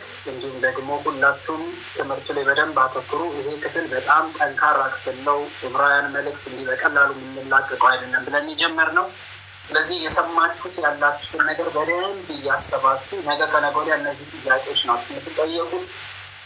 የሚያገኟችሁ ሰዎች ይህን ነገር አስረዱ እንዲሏችሁ ለማስረዳት የምትችሉት በጣም በጥልቀት ስትማሩ ነው። እንዲህ በቀላሉ እየዘለን ነው የሚለው ክፍል አይደሉም ክፍሎቹ። ረዥም ሰዓት የሚጠይቁን ክፍል ነው። ዕብራውያን እንግዲህ በደንብ ይዞር አላይታችኋል። እስካሁን ገና ምዕራፍ 9 ላይ ያለ ነው። የሚቀጥሉት ክፍሎችን በዛው ልክ ጠንካራ ክፍሎች ናቸው የሚጠብቁን። ስለዚህ በደንብ እያያችሁ በደንብ እያገናዘባችሁ ያልገባችሁ ነገር ማስታወሻ ላይ እየጻፋችሁ ሂዱ። የቅድስት ሥላሴ ከሶስቱ አካል አንዱ አካል ሰው ስለመሆን ምስጢረ ሥጋዌ፣ ስለ ቅዱስ ቁርባን፣ ስለ መስዋዕት፣ ስለ መንጻት፣ ስለ ቤተ ክርስቲያን፣ ስለ ቀደመችዋ ስርዓት፣ ስለ አዲሷ ስርዓት፣ ስለ ኦሪት ካህናት፣ ስለ ኪዳኑ ካህን ምንነት በደንብ የሚናገርበት ስለሆነ ጠንካራ ክፍል ነው። በደንብ ያዙት። ብልበድልዬ ከተዘጋጁ ይቀጥሉ። እሺ አይ በጣም ጥሩ። በጣም በሚገርም ሁኔታ ቅድም ስናገር ሰምታችሁኝ ከሆነ የብሉይ ኪዳን ሊቃነ ካህናት ያቀረቡትን መስዋዕቱን እንኳ ይዞት መጥቶ ከኃጢአት የሚነጻው ያ ግለሰብ ከዚያ መስዋዕት አይበላም። በጣም በሚገርማቸው ሁኔታ ለሚቃጠል መስዋዕት የተዘጋጁ የሚቀርቡ የሰውነት ክፍሎች አሉ፣ የእንስሳት ክፍሎች አሉ፣ የስጋ ክፍሎች አሉ። ይሄን ይለዋል፣ ታልማውን፣ ቆሽቱን ይለዋል፣ ወይም ፍሪምባውን፣ ወርቹን፣ ኩላሊቱንን የያዘው ስቡን ይህን አድርግ እያለ ይለዋል። ይህን ያደርግና መጨረሻ ላይ ግን የተረፈውን የሚበሉት እነሱ ናቸው። በጣም በሚገርም ሁኔታ ታስታውሱ እንደሆነ የሳሙኤል መጽሐፈ ሳሙኤል ላይ እኮ አፍኒንና ፊናንስ በጣም ከተቀጡበትና እግዚአብሔር በጣም ከተቆጣባቸው ነገር አንዱ ምንድን ነው? ለእግዚአብሔር ከቀረበው መስዋዕቱ ለእሱ ከማድረጉ በፊት ያንን ነገር ለራሳቸው ቅድሚያ በመጠቀማቸው በጣም በሚገርም ሁኔታ ቅድሚያ ነው። ምንቾቱን ይወስዱና ነቅለው አውጥተው አምጣ ለኛ ይላሉ። በጣም በሚገርም ሁኔታ እንግዲህ የሐዲስ ኪዳን የብሉይ ኪዳን እንደዚህ ሆኖ ማለት ነው። እነሱ ነው የሚበሉት። አንተ መስዋዕት አቅርበህ እኔ መስዋዕት አቅርቤ እኛን በለውም እነሱ ነው የሚበሉት። የሐዲስ ኪዳኑ መስዋዕት ማን ነው ግን? እኔም እናንተም በጣም በሚገርም ሁኔታ ዘር ቀለም ሳይለይ ሁላችን በልተ ነው ምን ምንድበት ህይወት የምናገኝበትን ያንን ንጹህ የእግዚአብሔር በግ የሆነው መስዋዕት አቅርቦ ነው መቅረብ ብቻ አይደለም። መስዋዕቱ ቀርቦ በልተ ነው ጠጥተ ነው በህይወት የምናገኝበት። ስለዚህ ነገር ምን ይላል ሐዋርያው ቅዱስ ጳውሎስ አንደኛ ቆሮንቶስ ምዕራፍ 10 ቁጥር 14 ላይ እንደዚህ ይላል፣ ስለዚህ ወዳጆች ሆይ ጣዖትን ከማምለክ ሽቱ፣ ልባሞች እንደሆናችሁ እላለሁ በምለው እስኪ እናንተ ፍረዱ አለ። የምንባርከው በረከት ጽዋ ከክርስቶስ ደም ህብረት ጋር ያለው አይደለምን? የምንቆርሰውስ እንጀራ ከክርስቶስ ስጋ ጋር ህብረት ያለው አይደለምን? ተመልከቱ እንግዲህ የቀረበው አንድ መስዋዕት ነው። የቀረበው ያ መስዋዕት ያ ጽዋ አንድ ነው። ግን እሳለ አንድ እንጀራ ስለሆነ እኛ ብዙዎች ስንሆን አንድ ስጋ ሁላችን ያንን አንዱን እንጀራ እንካፈላለናል። በሐዲስ ኪዳን ላይ የተሰዋው መስዋዕት እኔና እናንተ በልተ ነው ጠጥተ ነው ምን ህይወት የምናገኝበት አንድ ነው። ዛሬ ሁላችሁ ተመልከቱ እንግዲህ እዚህ ሀገራችን ኢትዮጵያ ላይ ብቻ አይደለም፣ ግብጽ ላይ ሊሆን ይችላል፣ አርመን ላይ ሊሆን ይችላል፣ ሶሪያ ላይ ሊሆን ይችላል፣ ኤርትራ ላይ ሊሆን ይችላል፣ ሊቢያ ሊሆን ይችላል፣ ህንድ ሊሆን ይችላል። በጣም በሚገርም ሁኔታ በእነዚህ አብያተ ክርስቲያናት የሚሰዋው መስዋዕት ተመልከት። ከሀገራት አንጻር ስታዩ ብዙ ሊመስል ይችላል፣ አይደለም፣ አንድ ነው። አንዱ ነው ግን የምንካፈለው ግን አንድ እንጀራ ነን። ግንስ ብዙዎች ነን አለ። ብዙዎች ስንሆን ምን አለ ደግሞ በጣም በሚገርም ሁኔታ እኛ አንድ እንጀራ ስለሆነ እኛ ብዙዎች ስንሆን አንድ ስጋ ሁላችን ያንን እንጀራ እንካፈላለን። በስጋ የሆነው እስራኤልን ተመልከቱ። መስዋዕቱን የሚበሉ የመሰዊያው ማህበርተኞች አይደሉም። እንግዲህ ምን እላለሁ? ለጣዖት የተሰዋ ምናምን ነው ላለሁን? ወይስ ጣዖት ምናምን እንዲሆን ላለሁን? አይደለም። ነገር ግን አሕዛብ የሚሰውት ለአጋንንት እንዲሆኑ እንጂ ለእግዚአብሔር እንዳይሰው ላለሁ። ከአጋንንት ጋር ማህበርተኞች እንዳትሆኑ አልወድም። የጌታን ጽዋና የአጋንንትን ጽዋ ልትጠጡ አትችሉም። ከጌታ ማዕድና ከአጋንንት ማዕድ ልትካፈሉ አይችልም። ወይስ አለ ጌታን እናስቀናው እኛ ከእርሱ ይልቅ እንበረታለን በማለት ይናገራል። የተሰዋው የሐዲስ ኪዳን መስዋዕት ተመልከቱ፣ አንድ ነው። ኤርትራ ላይ ያለው፣ ሊቢያ ላይ ያለው፣ ሶሪያ ላይ ያለው፣ ኢራቅ ላይ ያለው፣ አርመን ላይ ያለው፣ ህንድ ላይ ያለው ምዕመናን ሲበሉት ሲጠጡት ግን ብዙዎች ነን። ግን ስንት ነን? አንዱን ህብስት በልተን ከክርስቶስ አካል ጋር ምን ምንልበት አንድ የምንሆንበት ነው። ለዚህ ነው እኮ ዮሐንስ ወንጌል ምዕራፍ 15 ላይ ምን አለ? እውነተኛ የሆነ ግንድ እኔ ነኝ፣ ገበሬው አባቴ ነው፣ ቅርንጫፎች እናንተ ናችሁ። በእኔ ያለው ቅርንጫፍ ፍሬ እንዲያፈራ አባቴ ያጠራዋል፣ ፍሬ የሚያፈራውን ግን ይቆርጠዋል፣ በማይጠፋ እሳት ለዘላለም ያጠፋዋል ያለ። ተመልከቱ፣ ከወይን ግንዱ ከክርስቶስ ቅርንጫፍ ሆነን አንዱን ህብስት በልተን አንድ ነው እንጂ ምን ሆን ብዙዎች አይደለንም። ለዚህ ነው እኮ ቅዱስ ጳውሎስ ምን አለ? ክርስቶስን የበላችሁ የተጠመቃችሁ ክርስቶስን ለብሳችኋል ያለው። የሐዲስ ኪዳኑ መስዋዕት ድንቅ ነው ብላችሁ ለዚህ ነው ጎበዝ በልተነው ጠጥተነው ምንሞትበት ወደ ሲኦል የምንወርድበት ሳይሆን ወደ ገነት ኋላም ደግሞ ወደ መንግስተ ሰማያት የምንገባበት ንጹህ የሐዲስ ኪዳን መስዋዕት ነው። ስለዚህ ይሄን መስዋዕትና ይሄንን ጌታ ተቀብለን ወደ ዘላለም መንግስቱ እንድንገባ እርሱ አምላካችን እግዚአብሔር ይፍቀድልን ይርዳን ለማለት ነው። ዕብራውያን መልእክት ምዕራፍ 9 በጣም የሚገርም ነው ጎበዝ፣ የሚገርም ነው። ነግሬያችኋለሁ። ጆሮአችሁን አይደለም እንድትሰጡ መፈልግን የዚህ ላይ ያላችሁ ልባችሁን፣ የልብ ጆሮ ታውቃላችሁ። የልብ ጆሮ ነው መከፈት ያለበት እንዲህ አይነት ቃል ሲነገር።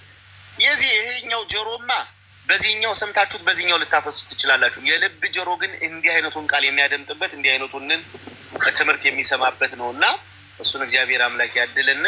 ተባረኩልኝ። አዳምዬ ያው መቼም ድምፅ ይሰማሃል አይደለም? እሺ ምናምን ይላል እንግዲህ አለሁ እኔ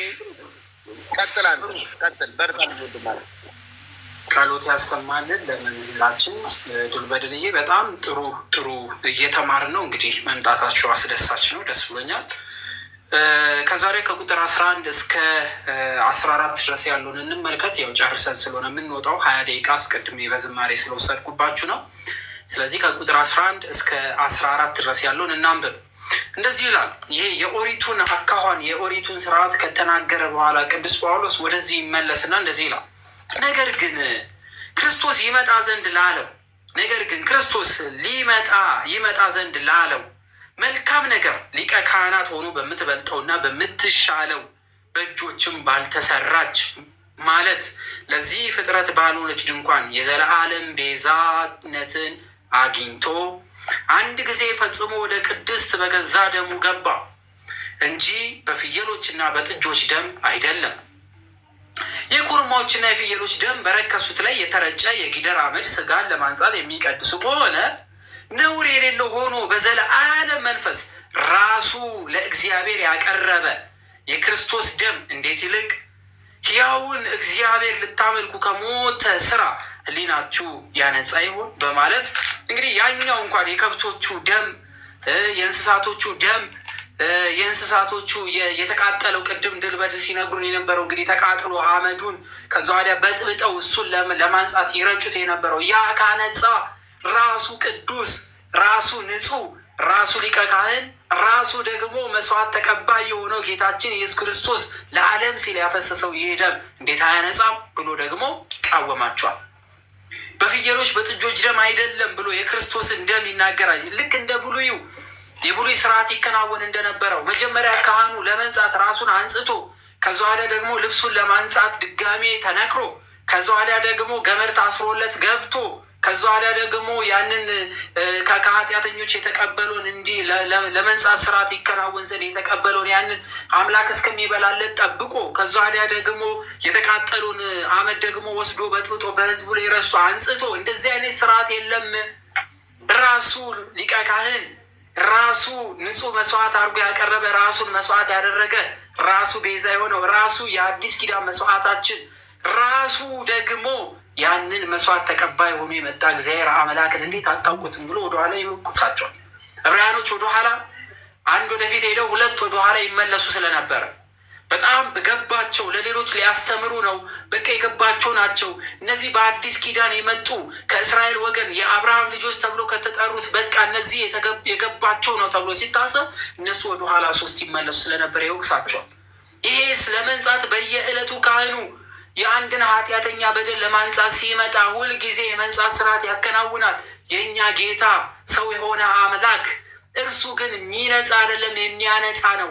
እናንተ እንደምታውቋቸው እንደነ አሮን አይነት አይደለም። እናንተ ስለ መንጻት በየቀኑ ትደጋግሙት አላችሁ። እሱ ግን አንድ ጊዜ ደሙን በመስቀል አፍሶ ዓለምን ሁሉ ለዘላለም ያነጻ ነው በማለት ቅዱስ ጳውሎስ ይህ የመንጻቱን ስርዓት ይቃመማቸዋል ማለት ነው። በምትበልጠው በምትሻለው በእጆችም ባልተሰራች ማለትም ለዚህ ፍጥረት ባልሆነች ድንኳን ይላል። በምትበልጠው በምትሻለው ሲል የብሉይ ኪዳን ሊቀ ካህናት ከገባባት መቅደስ ይልቅ የአዲስ ኪዳኑ ሊቀ ካህን ኢየሱስ ክርስቶስ የሚገባባት ቤተ መቅደስ እንደምትበልጥ በእጆች ባልተሰራች ለዚህ ፍጥረት ባልሆነች የሚለው ኢየሱስ ክርስቶስ ያለ ዘር ብእሲ ያለ ወንድ ዘር የተወለደ በመሆኑ በድንግልና ተጸንሶ በድንግልና መወለዱ እንደሚያመለክት በአንድምታ ትርጓሜ ተገልጧል። ዮሐንስ አፈወርቅም ፍጽምት ማለትም በግብር መንፈስ ቅዱስ ነው እንጂ የሰው እጅ ያልሰራት ማለትም የጌታችን ስጋው በሩካቤ ያልተከፈለች ክብርት እንደሆነች የሚገባባት የተዋሃዳትም ከዚህ ዓለም ያልተገኘ እንደሆነ ያስረዳል። ስለዚህ ያለ ወንድ ዘር የተወለደ በራሱ ድንኳን ውስጥ የራሱን ድንኳን የገነባ በመንፈስ ቅዱስ የተጠበቀ መንፈስ ቅዱስ አስቀድሞ ያነጻት ንጽህናን የጠበቀላት በንጽህና የጠበቃት ያቺ ድንኳን ውስጥ መገኘቱን ይናገራል። በአንድምታ መተርጉማን ድንኳን የሚለው ቃል በሁለት መንገድ ይተረጎማል። አንደኛው ወደ ደብተራ ርዕሱ ወይም ወደ ራሱ ድንኳን ገባ ብሎ ተርጉሞታል። ይህም የራሱን አካል መስዋዕት አድርጎ አቀረበ ማለት ሲሆን፣ ሁለተኛው ወደ ደብተራ መስቀል ወይም ወደ መስቀል ድንኳን ገባ ብሎ ይተረጉሙታል። በምትበልጠው በምትሻለው ብሎ የገለጠው ድንኳን የተባለው መስቀል ነው በማለት ይናገራል። ምክንያቱም መስዋዕት የሚቀርብበት ድንኳን ቅድስተ ቅዱሳን ነው። ታውቃላችሁ ቅድም እንደተናገርነው የብሉዩ ቅድስተ ቅዱሳን መስዋዕት የሚቀርብበት ካህኑ ለማንጻት ብዙ ፕሮሰሶችን የሚያሳልፍባት ዋናው ሊቀ ካህኑ ብቻ የሚገባባት ነው። ጌታችን ኢየሱስ ክርስቶስ ራሱን መስዋዕት አድርጎ ያቀረበበት መስቀሉ ነው። ያቺ መስቀል ደብተረ ድንኳን ተብላለች። የአዲስ ኪዳን ማለት ነው። እዛች መስቀል ላይ ማንም ሊያደርግ የማይችለውን የዓለም ሁሉ ቤዛ ዓለምን ሁሉ ሊያድን የመጣ በሰውና በእግዚአብሔር መሀል መካከለኛ የተባለ አምላክም ሰውም የሆነ የአዲስ ኪዳን ሊቀ ካህን ክህነቱ እንደነ አሮን ሹመት የተሾመ ሳይሆን የባህሪው የሆነ ክህነቱ የማያልፍ ዘላለማዊ ሞት የማይቀማው የማይነጥቀው ከሞት በኋላ ቀረ ተብሎ የማይታሰብለት ዘላለማዊ የሆነ ሊቀ ካህን የሆነ ራሱን ደግሞ መስዋዕት ያደረገ ራሱን ደም ያፈሰሰ የራሱን ስጋ የቆረሰ እንዲሁ ደግሞ ያንኑን ደግሞ ለማንጻት የሰው ልጆች ይቅር ለማለት ያቀረበው መስዋዕት ራሱ የተቀበለ የሰው ልጆችን ኃጢአት ሁሉ ይቅር ማለት የሚችል አምላክ መሆኑን ቅዱስ ጳውሎስ ይናገራል። የዘላለም ቤዛነትን አግኝቶ በማለት ይናገራል። ወደ ቅድስት በገዛ ደሙ ገባ እንጂ በከብትና በእንስሳ በፍየሎች ደም አልገባም በማለት ይናገራል። እንግዲህ የአዲስ ኪዳን የኦሪት ካህናት ለመንጻት በከብት ደም ይታጠባሉ። ለመንጻት መስዋዕት ያቀርባሉ። ለመንጻት መጀመሪያ አቅርበው መጀመሪያ ራሳቸውን አንጽተው ነው ለኃጢአተኞች የሚያቀርቡት። ይህ ግን የአዲስ ኪዳኑ ሊቀ ካህናችን የአዲስ ኪዳኑ ክርስቶስ ግን የነጻ ሳይሆን እኛን የሚያነጻ ነው። ወደ መቅደሱ ወደ ድንኳኑም ሲገባ ንጹሕ በሆነ በገዛ ደሙ ገባ እንጂ ለመንጻት ሲል ያረደው ወይም የሰዋው ወይም እሱን ለማንጻት ከሱ በላይ የሆነ ምንም ነገር የለም። ሁሉን የሚበልጥ እርሱ ቅዱስ፣ ንጹሕ፣ እውነት አምላክ ሰው የሆነ በተዋህዶ የከበረ ከእመቤታችን ከቅድስት ድንግል ማርያም የተወለደ አስቀድሞ ከእግዚአብሔር አብ የባህሪ ልጁ የሆነ ይህ እውነትም የአዲስ ኪዳን ሊቀ ካህናችን በገዛ ደሙ ወደዚች ደብተራ ድንኳን ወደተባለቿ የአዲስ ኪዳኗ መስቀል ወጥቷል በማለት ይናገራል። ነውር የሌለው ሆኖ ለዘላለም መንፈስ ራሱን ለእግዚአብሔር ያቀረበ የክርስቶስ ደም ይላል። ለእግዚአብሔር አቀረበ ሲል ስለ ሰውነቱ ሲናገር፣ ሰው ስለመሆኑ ሲናገር፣ ስለ ሰውነቱ የተሰጠው ሊቀ ካህንነት ሲናገር መስዋዕት አቀረበ ይላል። ስለ አምላክነቱ ደግሞ ስንናገር ደግሞ የቀረበውን መስዋዕት ራሱን አቅርቦ ራሱ ይቅር የሚል ያንን የቀረበውን መስዋዕት ራሱ የሚቀበል መሆኑን ይናገራል። ስለዚህ ነውር የሌለው ሆኖ ለዘላለም መንፈስ ራሱን ለእግዚአብሔር አቀረበ ሲል ከሶስቱ አካል አንዱ አካል ነው። ነገር ግን ከሶስቱ አካል አንዱ አካል ቢሆንም ስለ ሰውነቱ መስዋዕት አቅርቧል። ስለ ሰውነቱ እንደነ አሮን ክህነቱ የራሱ ቢሆንም ልክ እንደነ አሮን እንደ ኦሪቷ ሳይሆን በአዲስ ኪዳን በተሰራቸው የራሱን ደም አቅርቧል። እንደ ካህንነቱ ደግሞ ምን ብሏል? ያቀረበውን የራሱን መስዋዕት ደግሞ ተቀብሎ ዓለምን ሁሉ ምን ብሏል? ኃጢአት ይቅር ብሏል ሲል እዚህ ጋር ሚስጥረ ሥላሴን ከሚስጥረ ሥጋዌ ጋር አጣምሮ ይናገራል።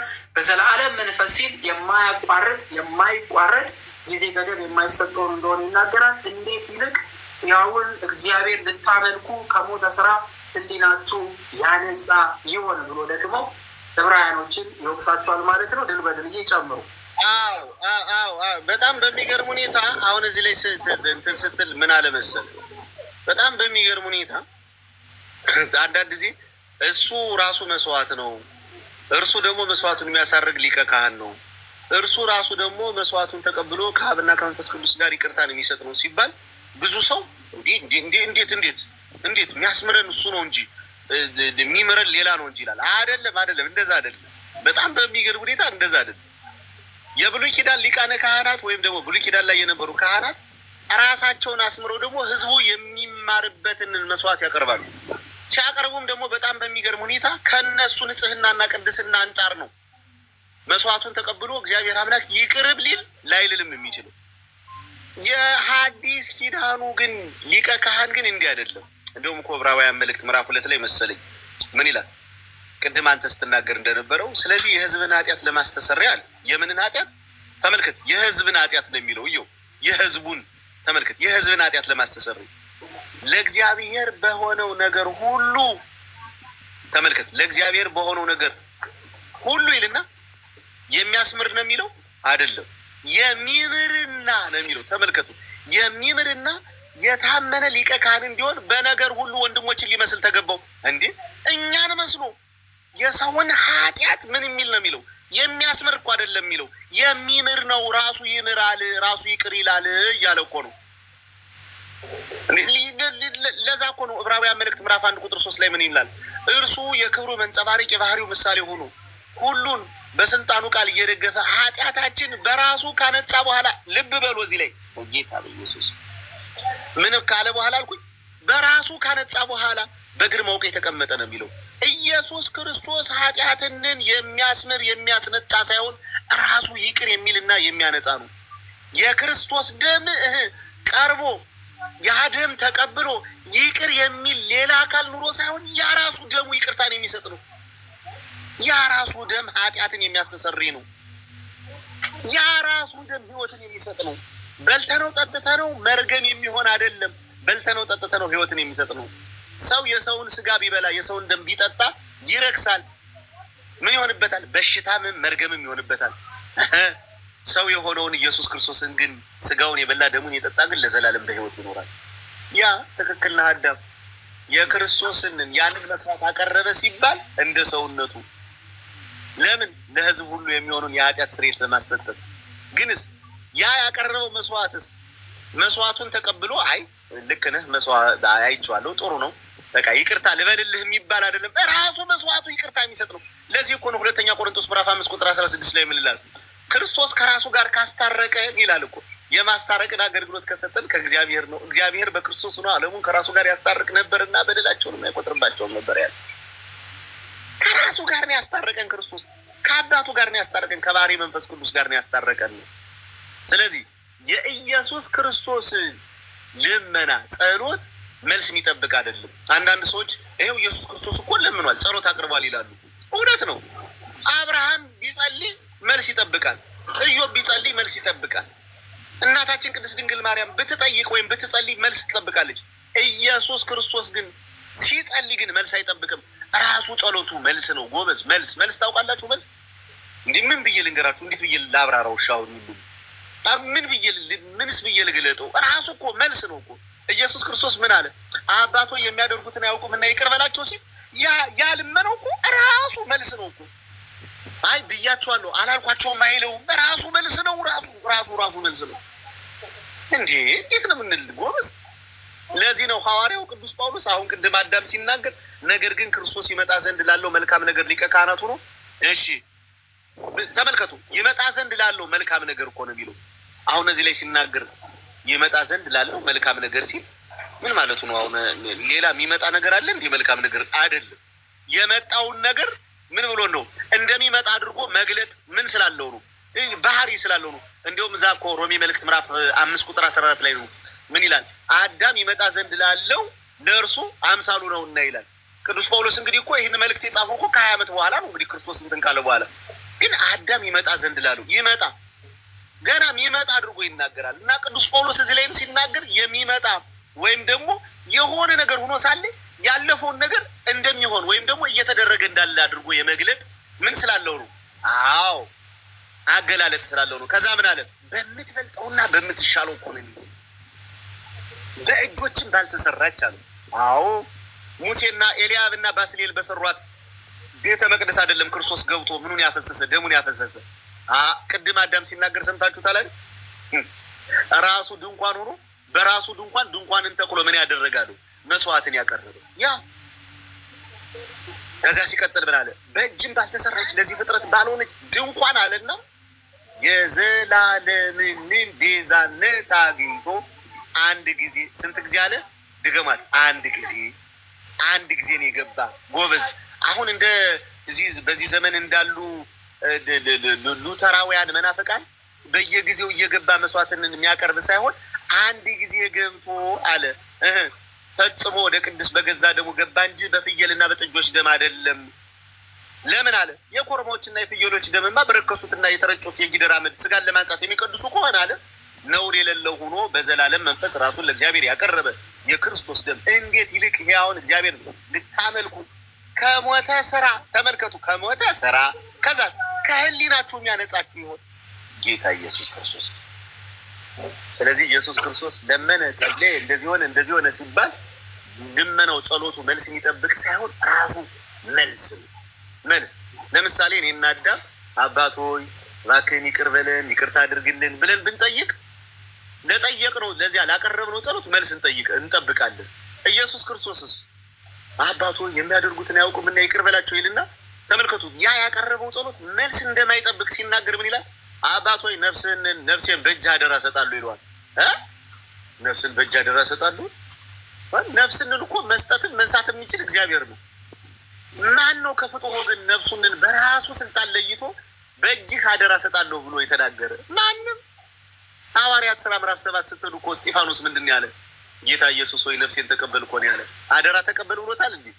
አደራ እኮ ማለት ምን ማለት ነው? ስፈልግ ወስዳታለሁ፣ ስፈልግ ደግሞ እተዋታለሁ ማለት ነው። እና ጌታ መድኃኒዓለም ኢየሱስ ክርስቶስ እንዲህ አይነት መስዋዕት ነው አቅርቦ ያዳንን ማለት ነው። አዳምዬ አፋፍ ገባው ባል ይኸውልህ እንትን ብዬ ኑሬ ጠምቶኝ ኑሮ አይ ወይኔ በጣም ቀጥል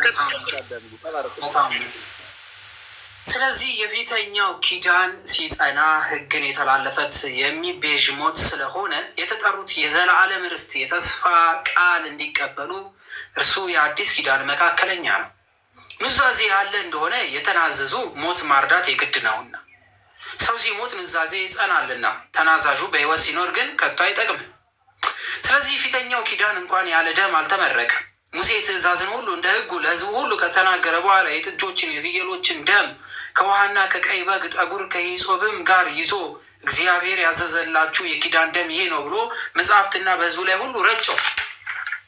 እንዲሁ በድንኳኒቱ ለማገልገል ዕቃ ሁሉ ደምን ይረጫል። እንደ ሕጉም ከጥቂት በቀር ነገር ሁሉ በደም ይነጻል። ደም ሳይፈስ ስርየት የለም። ደም ሳይፈስ ምን የለም? ስርየት የለም። ስለዚህ ጌታችን መድኃኒታችን ኢየሱስ ክርስቶስ ለምን ሰው ሆነ? ለምን ሰው ሆነ? ሰው ሳይሆን እዛው በመለኮቱ ለምንድን ነው ኃጢአትን ይቅር ያላለው ለሚሉ ሰዎች እሱ የአዲስ ኪዳናችን ካህን፣ የአዲስ ኪዳናችን መስዋዕት፣ የአዲስ ኪዳናችን ሊቀ ካህን ነውና የግዴታ ምን መፍሰስ ነበረበት? ደም። ያለ ደም ስርየት ስለሌለ ያለ ደም ሕይወት ስላልነበረ ራሱን ምን አደረገ? የአዲስ ኪዳን መስዋዕት አድርጎ ሰው ሆነና በደሙ አነጻ። ሰው ከሞት ዘለዓለማዊ ከሆነ ከታሰርንበት ኃጢአት ለመውጣት ምን ያስፈልጓል? ያለ ደም ስርየት ስለሌለ ይህንን ሕግ ሊፈጽም ራሱን ምን አደረገ? ሰው አረገና መስዋዕት ሆነ። ስለዚህ እንደ ሕጉ ከጥቂት ሰዎች በቀር ሁሉ ነገር ሁሉ በደም ይነጻል፣ ደምም ሳይፈስ ስርየት የለም በማለት ቅዱስ ጳውሎስ ይናገራል። የፊተኛው ኪዳን ሲጸና ሕግ የተላለፉ የሚቤዥ ሞት ስለሆነ የፊተኛው ሕግ ሚላት ኦሪትን የተላለፈ የሚቤዥ ሞት ስለሆነ ማለት ሕግ ኦሪት የተላለፉ ሰዎች ምንድን ነበረ? ሊያድናቸው የሚችል የኢየሱስ ክርስቶስ ሞት ብቻ ስለነበረ፣ ስለዚህ በሞቱ ነው መዳን የሚቻለው። እሱ ካልሞተ መዳን ስለማይቻል ሞቱን ይጠብቁ ስለሆነ የተጠሩት የዘላለም ርስት የተስፋ ቃል እንዲቀበሉ የዘላለም ርስት የሚል መንግስተ ሰማያት ሲሆን የተስፋ ቃል የሚለው ከእግዚአብሔር መንግስተ ሰማያት ለምዕመናን ለማውራስ ቃል መግባቱን የሚያመለክት ነው። ይህንን ደግሞ ይናገራል። የት ነው ለአዳም 5500 ዘመን ያለው? የት ነው እግዚአብሔር አምላክ አድናቸዋለሁ ቃል የገባው ምናምን የሚሉ ሰዎች አሉ። እንግዲህ ቅዱስ ጳውሎስ የተጠሩ የዘላለም ርስት የተስፋ ቃልን እንዲቀበሉ ይላል። ይህን ክፍል ደግሞ በመጽሐፍ ቅዱሳችን ተጽፏል። እነሱ ቆርጠው ይጣሉት እንጂ እርሱ የአዲስ ኪዳን መካከለኛ ነው ይላል። የአዲስ ኪዳን መካከለኛ ማለት በሰውና በአምላክ መሀል ያለ ነው። አምላክም ሰውም የሆነ ከሰው ወገን ሆኖ የኃጢአትን ስርየት የሚያቀርብ ሊቀ ካህን ሲሆን ከሰው መሀል ሆኖ ለኃጢአት ስርየት የሚገባውን መስዋዕት ራሱን ያቀረበ ሲሆን አምላክ ሆኖ ደግሞ ራሱን ደግሞ የሊቀ ካህኑን የራሱን ጸሎት የተቀበለ ልመና የተቀበለ ራሱ ደግሞ አምላክ ሆኖ ሳለ እንደ ሰውነቱ ያቀረበውን ደግሞ ለኃጢአት ስርየት የሚሆነውን ደም የፈሰሰውን ደም ስርየት አድርጎ የተቀበለ አምላክ መሆኑ ሲናገር መካከለኛ በማለት ይናገራል። መካከለኛ የሚለው በአብና በሰው መካከል ሆኖ አብ አባት በቃ ይቅር በለው እኔ ሞትኩለት አይደለ እንዴ ምናምን እያለ አይደለም። አብ ይቅር ካለ ስልጣንን ያሳያል። በስልጣን አብ ወልድ መንፈስ ቅዱስ አንድ ነው። አብ ይቅር ካለ ወልድ መንፈስ ቅዱስ እኩል ይቅር ይላል። ወልድ ይቅር ካለ አብ መንፈስ ቅዱስ ይቅር ይላል። መንፈስ ቅዱስ ይቅር ካለ አብ ወልድ እኩል ይቅር ብሏል ማለት ነው። አብ ሲፈቅድ ወልድ መንፈስ ቅዱስ ያለመነጠል ፈቅዷል። ወልድ ሲፈቅድ አብ መንፈስ ቅዱስ በእኩል ሰዓት ፈቅዷል።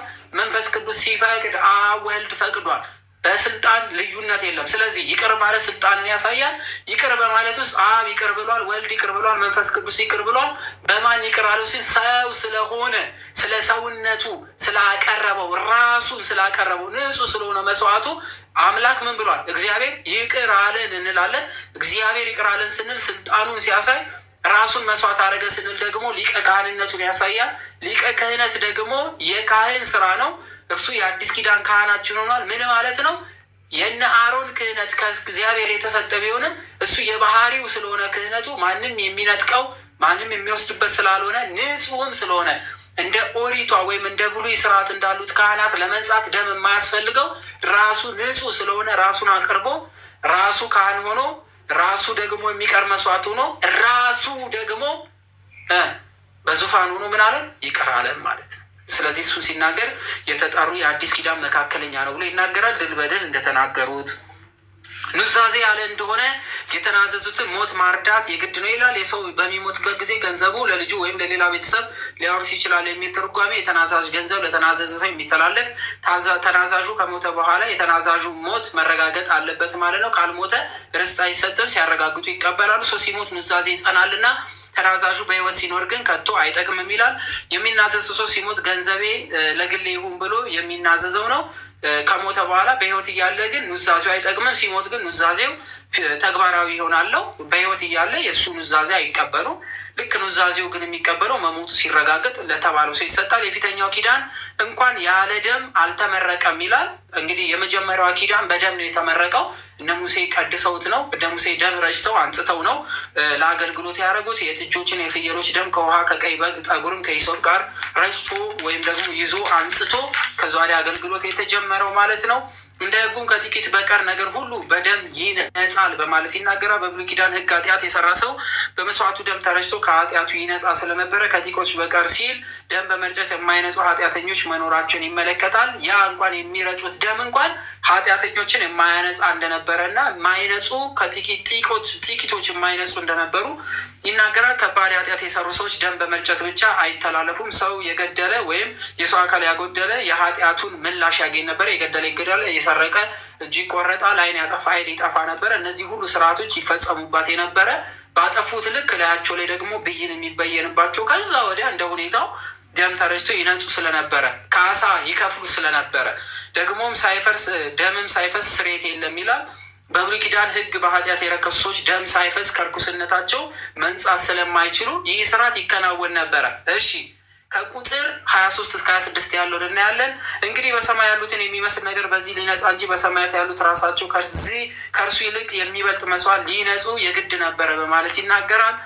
ክርስቶስ በእጅ ወደ ተሰራች የእውነተኛይቱ ምሳሌ ወደምትሆን ቅድስት አልገባምና፣ ነገር ግን በእግዚአብሔር ፊት ስለኛ አሁን ይታይ ዘንድ ወደ እርሷ ወደ ሰማይ ገባ ይላል። ሊቀ ካህናት በየዓመቱ የሌላውን ደም ይዞ ወደ ቅድስት እንደሚገባ ራሱን ብዙ ጊዜ ሊያቀርብ አልገባም በማለት ይናገራል።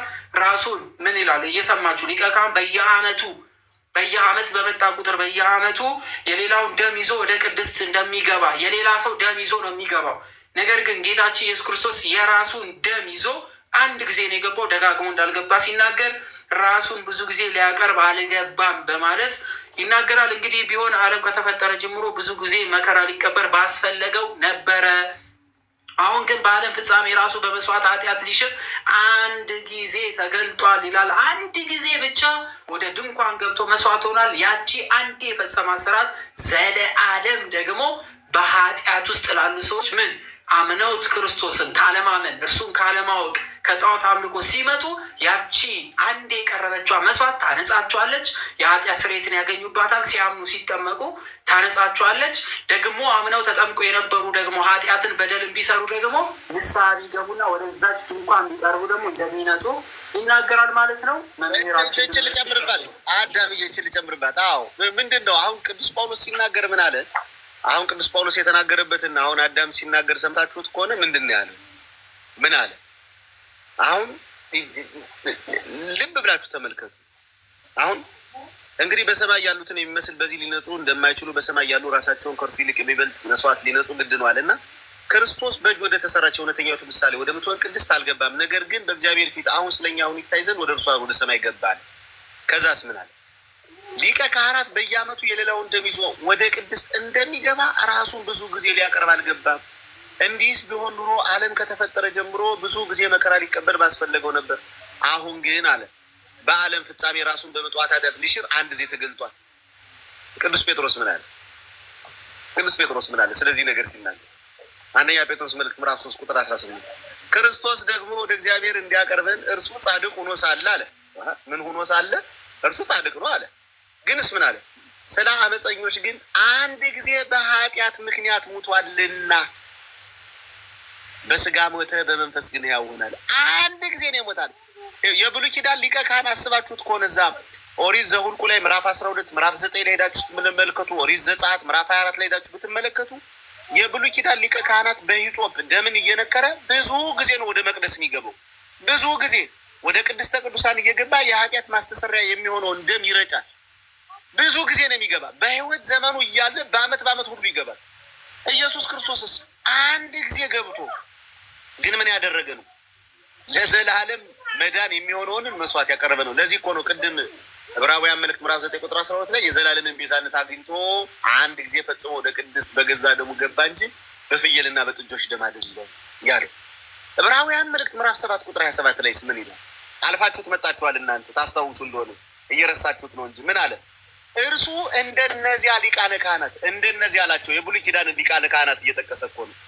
አስቀድሞ ስለ ራሱ ኃጢአት ተመልከቱ። በጣም የሚገርም እኮ ነው። ተመልከቱ። አሮን ወደ ቅድስተ ቅዱሳን ሲገባ አስቀድሞ ስለ ራሱ ኃጢአት፣ ቀጥሎ ደግሞ ስለ ህዝቡ ኃጢአት ነው ዕለት ዕለት መስዋዕት የሚያቀርብ። መጀመሪያ ስለ ራሱ ማቅረብ አለበት። ካላቀረበ ግን ይቀሰፋል። ኢየሱስ ክርስቶስስ ተመልከቱ። ግን ኢየሱስ ክርስቶስማ እንዲህ አይደለም ሊሉ ልብ በሉ። ኢየሱስ ክርስቶስን ከዛ ጋር እያነጻጽረው እንደነርሱ አለ እንደነዚያ ሊቃነ ካህናት አስቀድሞ ስለ ራሱ ኃጢአት በኋላም ስለ ህዝቡ ኃጢአት ዕለት ዕለት መስዋዕት ሊያቀርብ አያስፈልገውም አለ።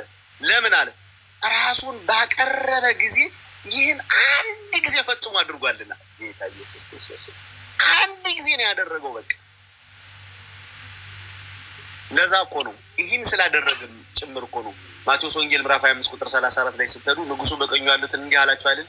እናንተ የአባቴና የኔ ብሩካን ዓለም ከተፈጠረ ጀምሮ ወደ ተዘጋጀላችሁ መንግስቴ ውረሱ ብሎ የሚላቸው አንድ ጊዜ ያቀረበውን ያንን መስዋዕት ተጠቅመው ሰዎች ምን ስላሉበት ነው? ስለዳኑበት። ቅድም ታስታውሱ እንደሆነ ዕብራውያን መልእክት ምዕራፍ 10 ቁጥር 4 ላይ እንመጣበታለን ወደፊት። ምን ይላል? የኮርማዎችና የፍየሎች ደም ኃጢአትን እንዲያስወግድ የማይቻል ነውና ብሎ ይናገራል ቅዱስ ጳውሎስ። ለምን? ያንንማ ሊቀ ካህናቱ ሁልጊዜ እያቀረበው ሁልጊዜ ይዞት እየገባ ስለ ራሱም ስለ ህዝቡም እያቀረበ ዕለት ታጉሏል። ግንስ ለሰው ልጆች ፍጹም የሆነውን የስጋና የነፍስ ድህነት አላመጣም። ኢየሱስ ክርስቶስ ግን አንድ ጊዜ ያቀረበው ምንድን መስዋዕት ግን የዓለምን ኃጢአት ለዚህ ነው እኮ እንደው አዳምዬ ይቅር በለኝ እንደው በጣም ደጋገምኩ። አንደኛ ዮሐንስ መልእክት ምዕራፍ 3 ቁጥር 5 ላይ ምን ይላል? እርሱ ኃጢአትን ሊያስወግድ እንደተገለጠ ታውቃላችሁ፣ በእርሱ ኃጢአት የለም ይላል። ተመልከቱት። በእርሱ ኃጢአት የለም። የብሉይ ኪዳኑ ሊቃነ ካህናት ወይ ጉድ! እንኳን ለሰው ልጆች ኃጢአትን ይቅርታ ሊያመጣ ይቅርና ስለ ራሱ የኃጢአት ይቅርታ መስዋዕት ያቀርባል። በሱ ውስጥ ኃጢአት አለ፣ በሱ ውስጥ ምኞት አለ፣ በሱ ውስጥ መውደቅ አለ፣ በሱ ውስጥ መድከም አለ። በክርስቶስ ኢየሱስ ግን ይሄ የለም። እርሱ ስለ ኃጢአት አንድን መስዋዕት ለዘላለም አቅርቦ በእግዚአብሔር ቀኝ ተቀምጣ አይደል ያለ ቅድም ዕብራውያን መልእክት ምዕራፍ 10 ቁጥር 12 ላይ። እዚያው ምዕራፍ 10 ቁጥር 10 ላይ ስንሄድ ደግሞ ምን ይላል? በዚህ ፈቃድ የኢየሱስ ክርስቶስን ስጋ አንድ ጊዜ ፈጽሞ በማቅረብ ተቀድሰናል ይላል። የት በጣም የአምላካችን የመድኃኒታችን ኢየሱስ ክርስቶስ ስሙ ተመሰግኖ በጣም እኔ እንጃ ብዙውን አልናገር አዳም የዚህ በኋላ እወጣለሁ። አንደኛ ጴጥሮስ መልእክት ምዕራፍ 2 ቁጥር 24 ላይ ምን ይላል? ለኃጢአት ሙተን ለጽድቅ እንድንኖር እርሱ ራሱ በስጋው ኃጢአታችን በእንጨት ላይ ተሸከመ፣ በመገረፉ ቁስል ተፈወሳችሁ አለ። የምር አምላካችን እግዚአብሔር ያንን የወደቅንበትን የደከምንበትን የጎሰቆልንበትን ያንን ኃጢአታችንን በቁስሉ ሸፍኖ አድኖ ነፃ ላወጣን ለአምላካችን ለኢየሱስ ክርስቶስ ለእሱ ክብር ምስጋና ይግባው። እንኳን አደረሳችሁ። አዳም ቆይ እንዳትለኝ ልውጣበት በመድኃኒዓለም ይዣለሁ። ልውጣ፣ ነገ እገባለሁ፣ ነገ አብሬ እገባለሁ፣ አብሬ እገባለሁ፣ ነገ እገባለሁ። ቃል ገባሁልህ። ደህና ደሩ። አሜን። እሺ እንግዲህ ከቁጥር 27 እስከ 28 ድረስ ያለውን እናንብብ። የመጨረሻ ነው። ከቁጥር 27 እስከ 28 ድረስ ያለውን እናንብብ። ለሰዎች አንድ ጊዜ መሞት ከእርሱም በኋላ ፍርድ እንደተመደበባቸው ይላል። እንግዲህ ሰው ስንቴ ይሞታል? ሰው ስንቴ ይሞታል? ለፍርድ ለመቅረብ ስንቴ ይሞታል? የሰው ልጅ ንገሩ። ሰው ለፍርድ ለመቅረብ ስንቴ ይሞታል ማለት ነው? አንዴ ነው። ሞት ስንቴ ነው? አንዴ። እንግዲህ እና አልዓዛር ሞተው የተነሱ በተአምር ካልሆኑ 2 ጊዜ ከዛ ወዲህ የመጀመሪያው ሞት ይሞቱና ተነስተው ከእንደገና ደግሞ አሁንም 2ኛ ዙር ሞት አግኝቷቸዋል። እና አልዓዛርን ብንመለከት 2 ሞቷል። ግን ለሰው ልጆች ሁሉ ሞት ስንቴ ነው? አንዴ ነው። ከዛ ወዲያስ ፍርድ አለ። ስለዚህ ለሰዎች አንድ ጊዜ መሞት ከእርሱ በኋላ ፍርድ እንደተመደበባቸው እንግዲህ ክርስቶስ ደግሞ የብዙዎችን ኃጢአት ሊሸከም ስንቴ ሞት አለ? የሰዎች ልጆችን ሁሉ ኃጢአት ለመሸከም ስንቴ ነው የሞተው? ስንቴ መሞት አለበት? እስኪ ንገሩ። እንደ መጽሐፍ ቅዱስ ስንት ጊዜ መሞት አለበት ክርስቶስ? ስንቴ ነው? ጻፉት። የማይጽፍ እንዳይኖር። አንዴ ተሳተፉ። አንዴ ተሳተፉ እስኪ ሁላችሁ። እንዲሁ ክርስቶስ ደግሞ የብዙዎችን ኃጢአት ሊሸከም ስንት ጊዜ? አንድ ጊዜ። አንድ ጊዜ ከተሰዋ በኋላ ያድናቸው ዘንድ ለሚጠባበቁት 2ኛ ጊዜ ያለ ኃጢአት ይታያቸዋል። ሰው ስንት ጊዜ ይኖራል? ሰው ስንቴ ይኖራል? ስንት ጊዜ ይኖራል የሰው ልጅ? አንድ። አሁን እየኖርን ነው። ከሞትን በኋላ ደግሞ ሌላ ኑሮ አለና፣ ስለዚህ ሰው ስንቴ ይኖራል? ስንት ጊዜ ይኖራል? 2 ጊዜ። ኧረ ጻፉ። 2 አይደለም? ሰው 2 ይኖራል። አንድ በዚች ዓለም፣ 2ኛው በምትቀጥለው ዓለም አይደለም? አዎ። ሰው ደግሞ አንዴ ከተፈጠረ ጊዜ ደግሞ ስንቴ ይሞታል? ሞት የምትባሏን የሚቀምሳት ስጋ ከነፍስ የምትነጠለው ለስንት ጊዜ ነው? ለአንድ ጊዜ ነው። ስለዚህ አንድ ጊዜ ራሱን መስዋዕት አድርጎ ዳግም ደግሞ ለ2ኛ ጊዜ ምን ሊፈርድ ወይም ደግሞ ከኃጢአት ነጽተው ለሚጠብቁት ሊፈርድላቸው ያለ ኃጢአት ምን ይላል? ይታያቸዋል ብሎ ቅዱስ ጳውሎስ ዘጋው። ስለዚህ አንዴ ሞቶ ዘለዓለማዊ የሆነ ሕይወትን የሰጠን ጌታችን ኢየሱስ ክርስቶስ እርሱ ስሙ ታላቅ። ወስብሐት ለእግዚአብሔር ወላዲቱ ድንግል ወለመስቀሉ ክብር። ይቆየን። እግዚአብሔር አምላክ ቀን ከጨመረልን ምዕራፍ 10 ነገ እንማራለን። የዛሬው ትምህርት ይሄን ይመስላል። እጅግ በጣም ድንቅ ትምህርት ነበረ። እጅግ በጣም እግዚአብሔር አምላክ እንደው እየገለጠልን እየጨመረልን እንደው እውቀት እያያዝን በጣም ከፍተኛ ለውጥ በራሳችን እንድናመጣ እግዚአብሔር አምላክ ይርዳን። እግዚአብሔር አምላክ ያግዘን። እግዚአብሔር አምላክ መንገዱን ያሳየን። እንኳን አደረሳችሁ። እንኳን ለዚህ ቀን በቃችሁ። እንኳን ለዚህ ሰዓት ደረሳችሁላችሁ።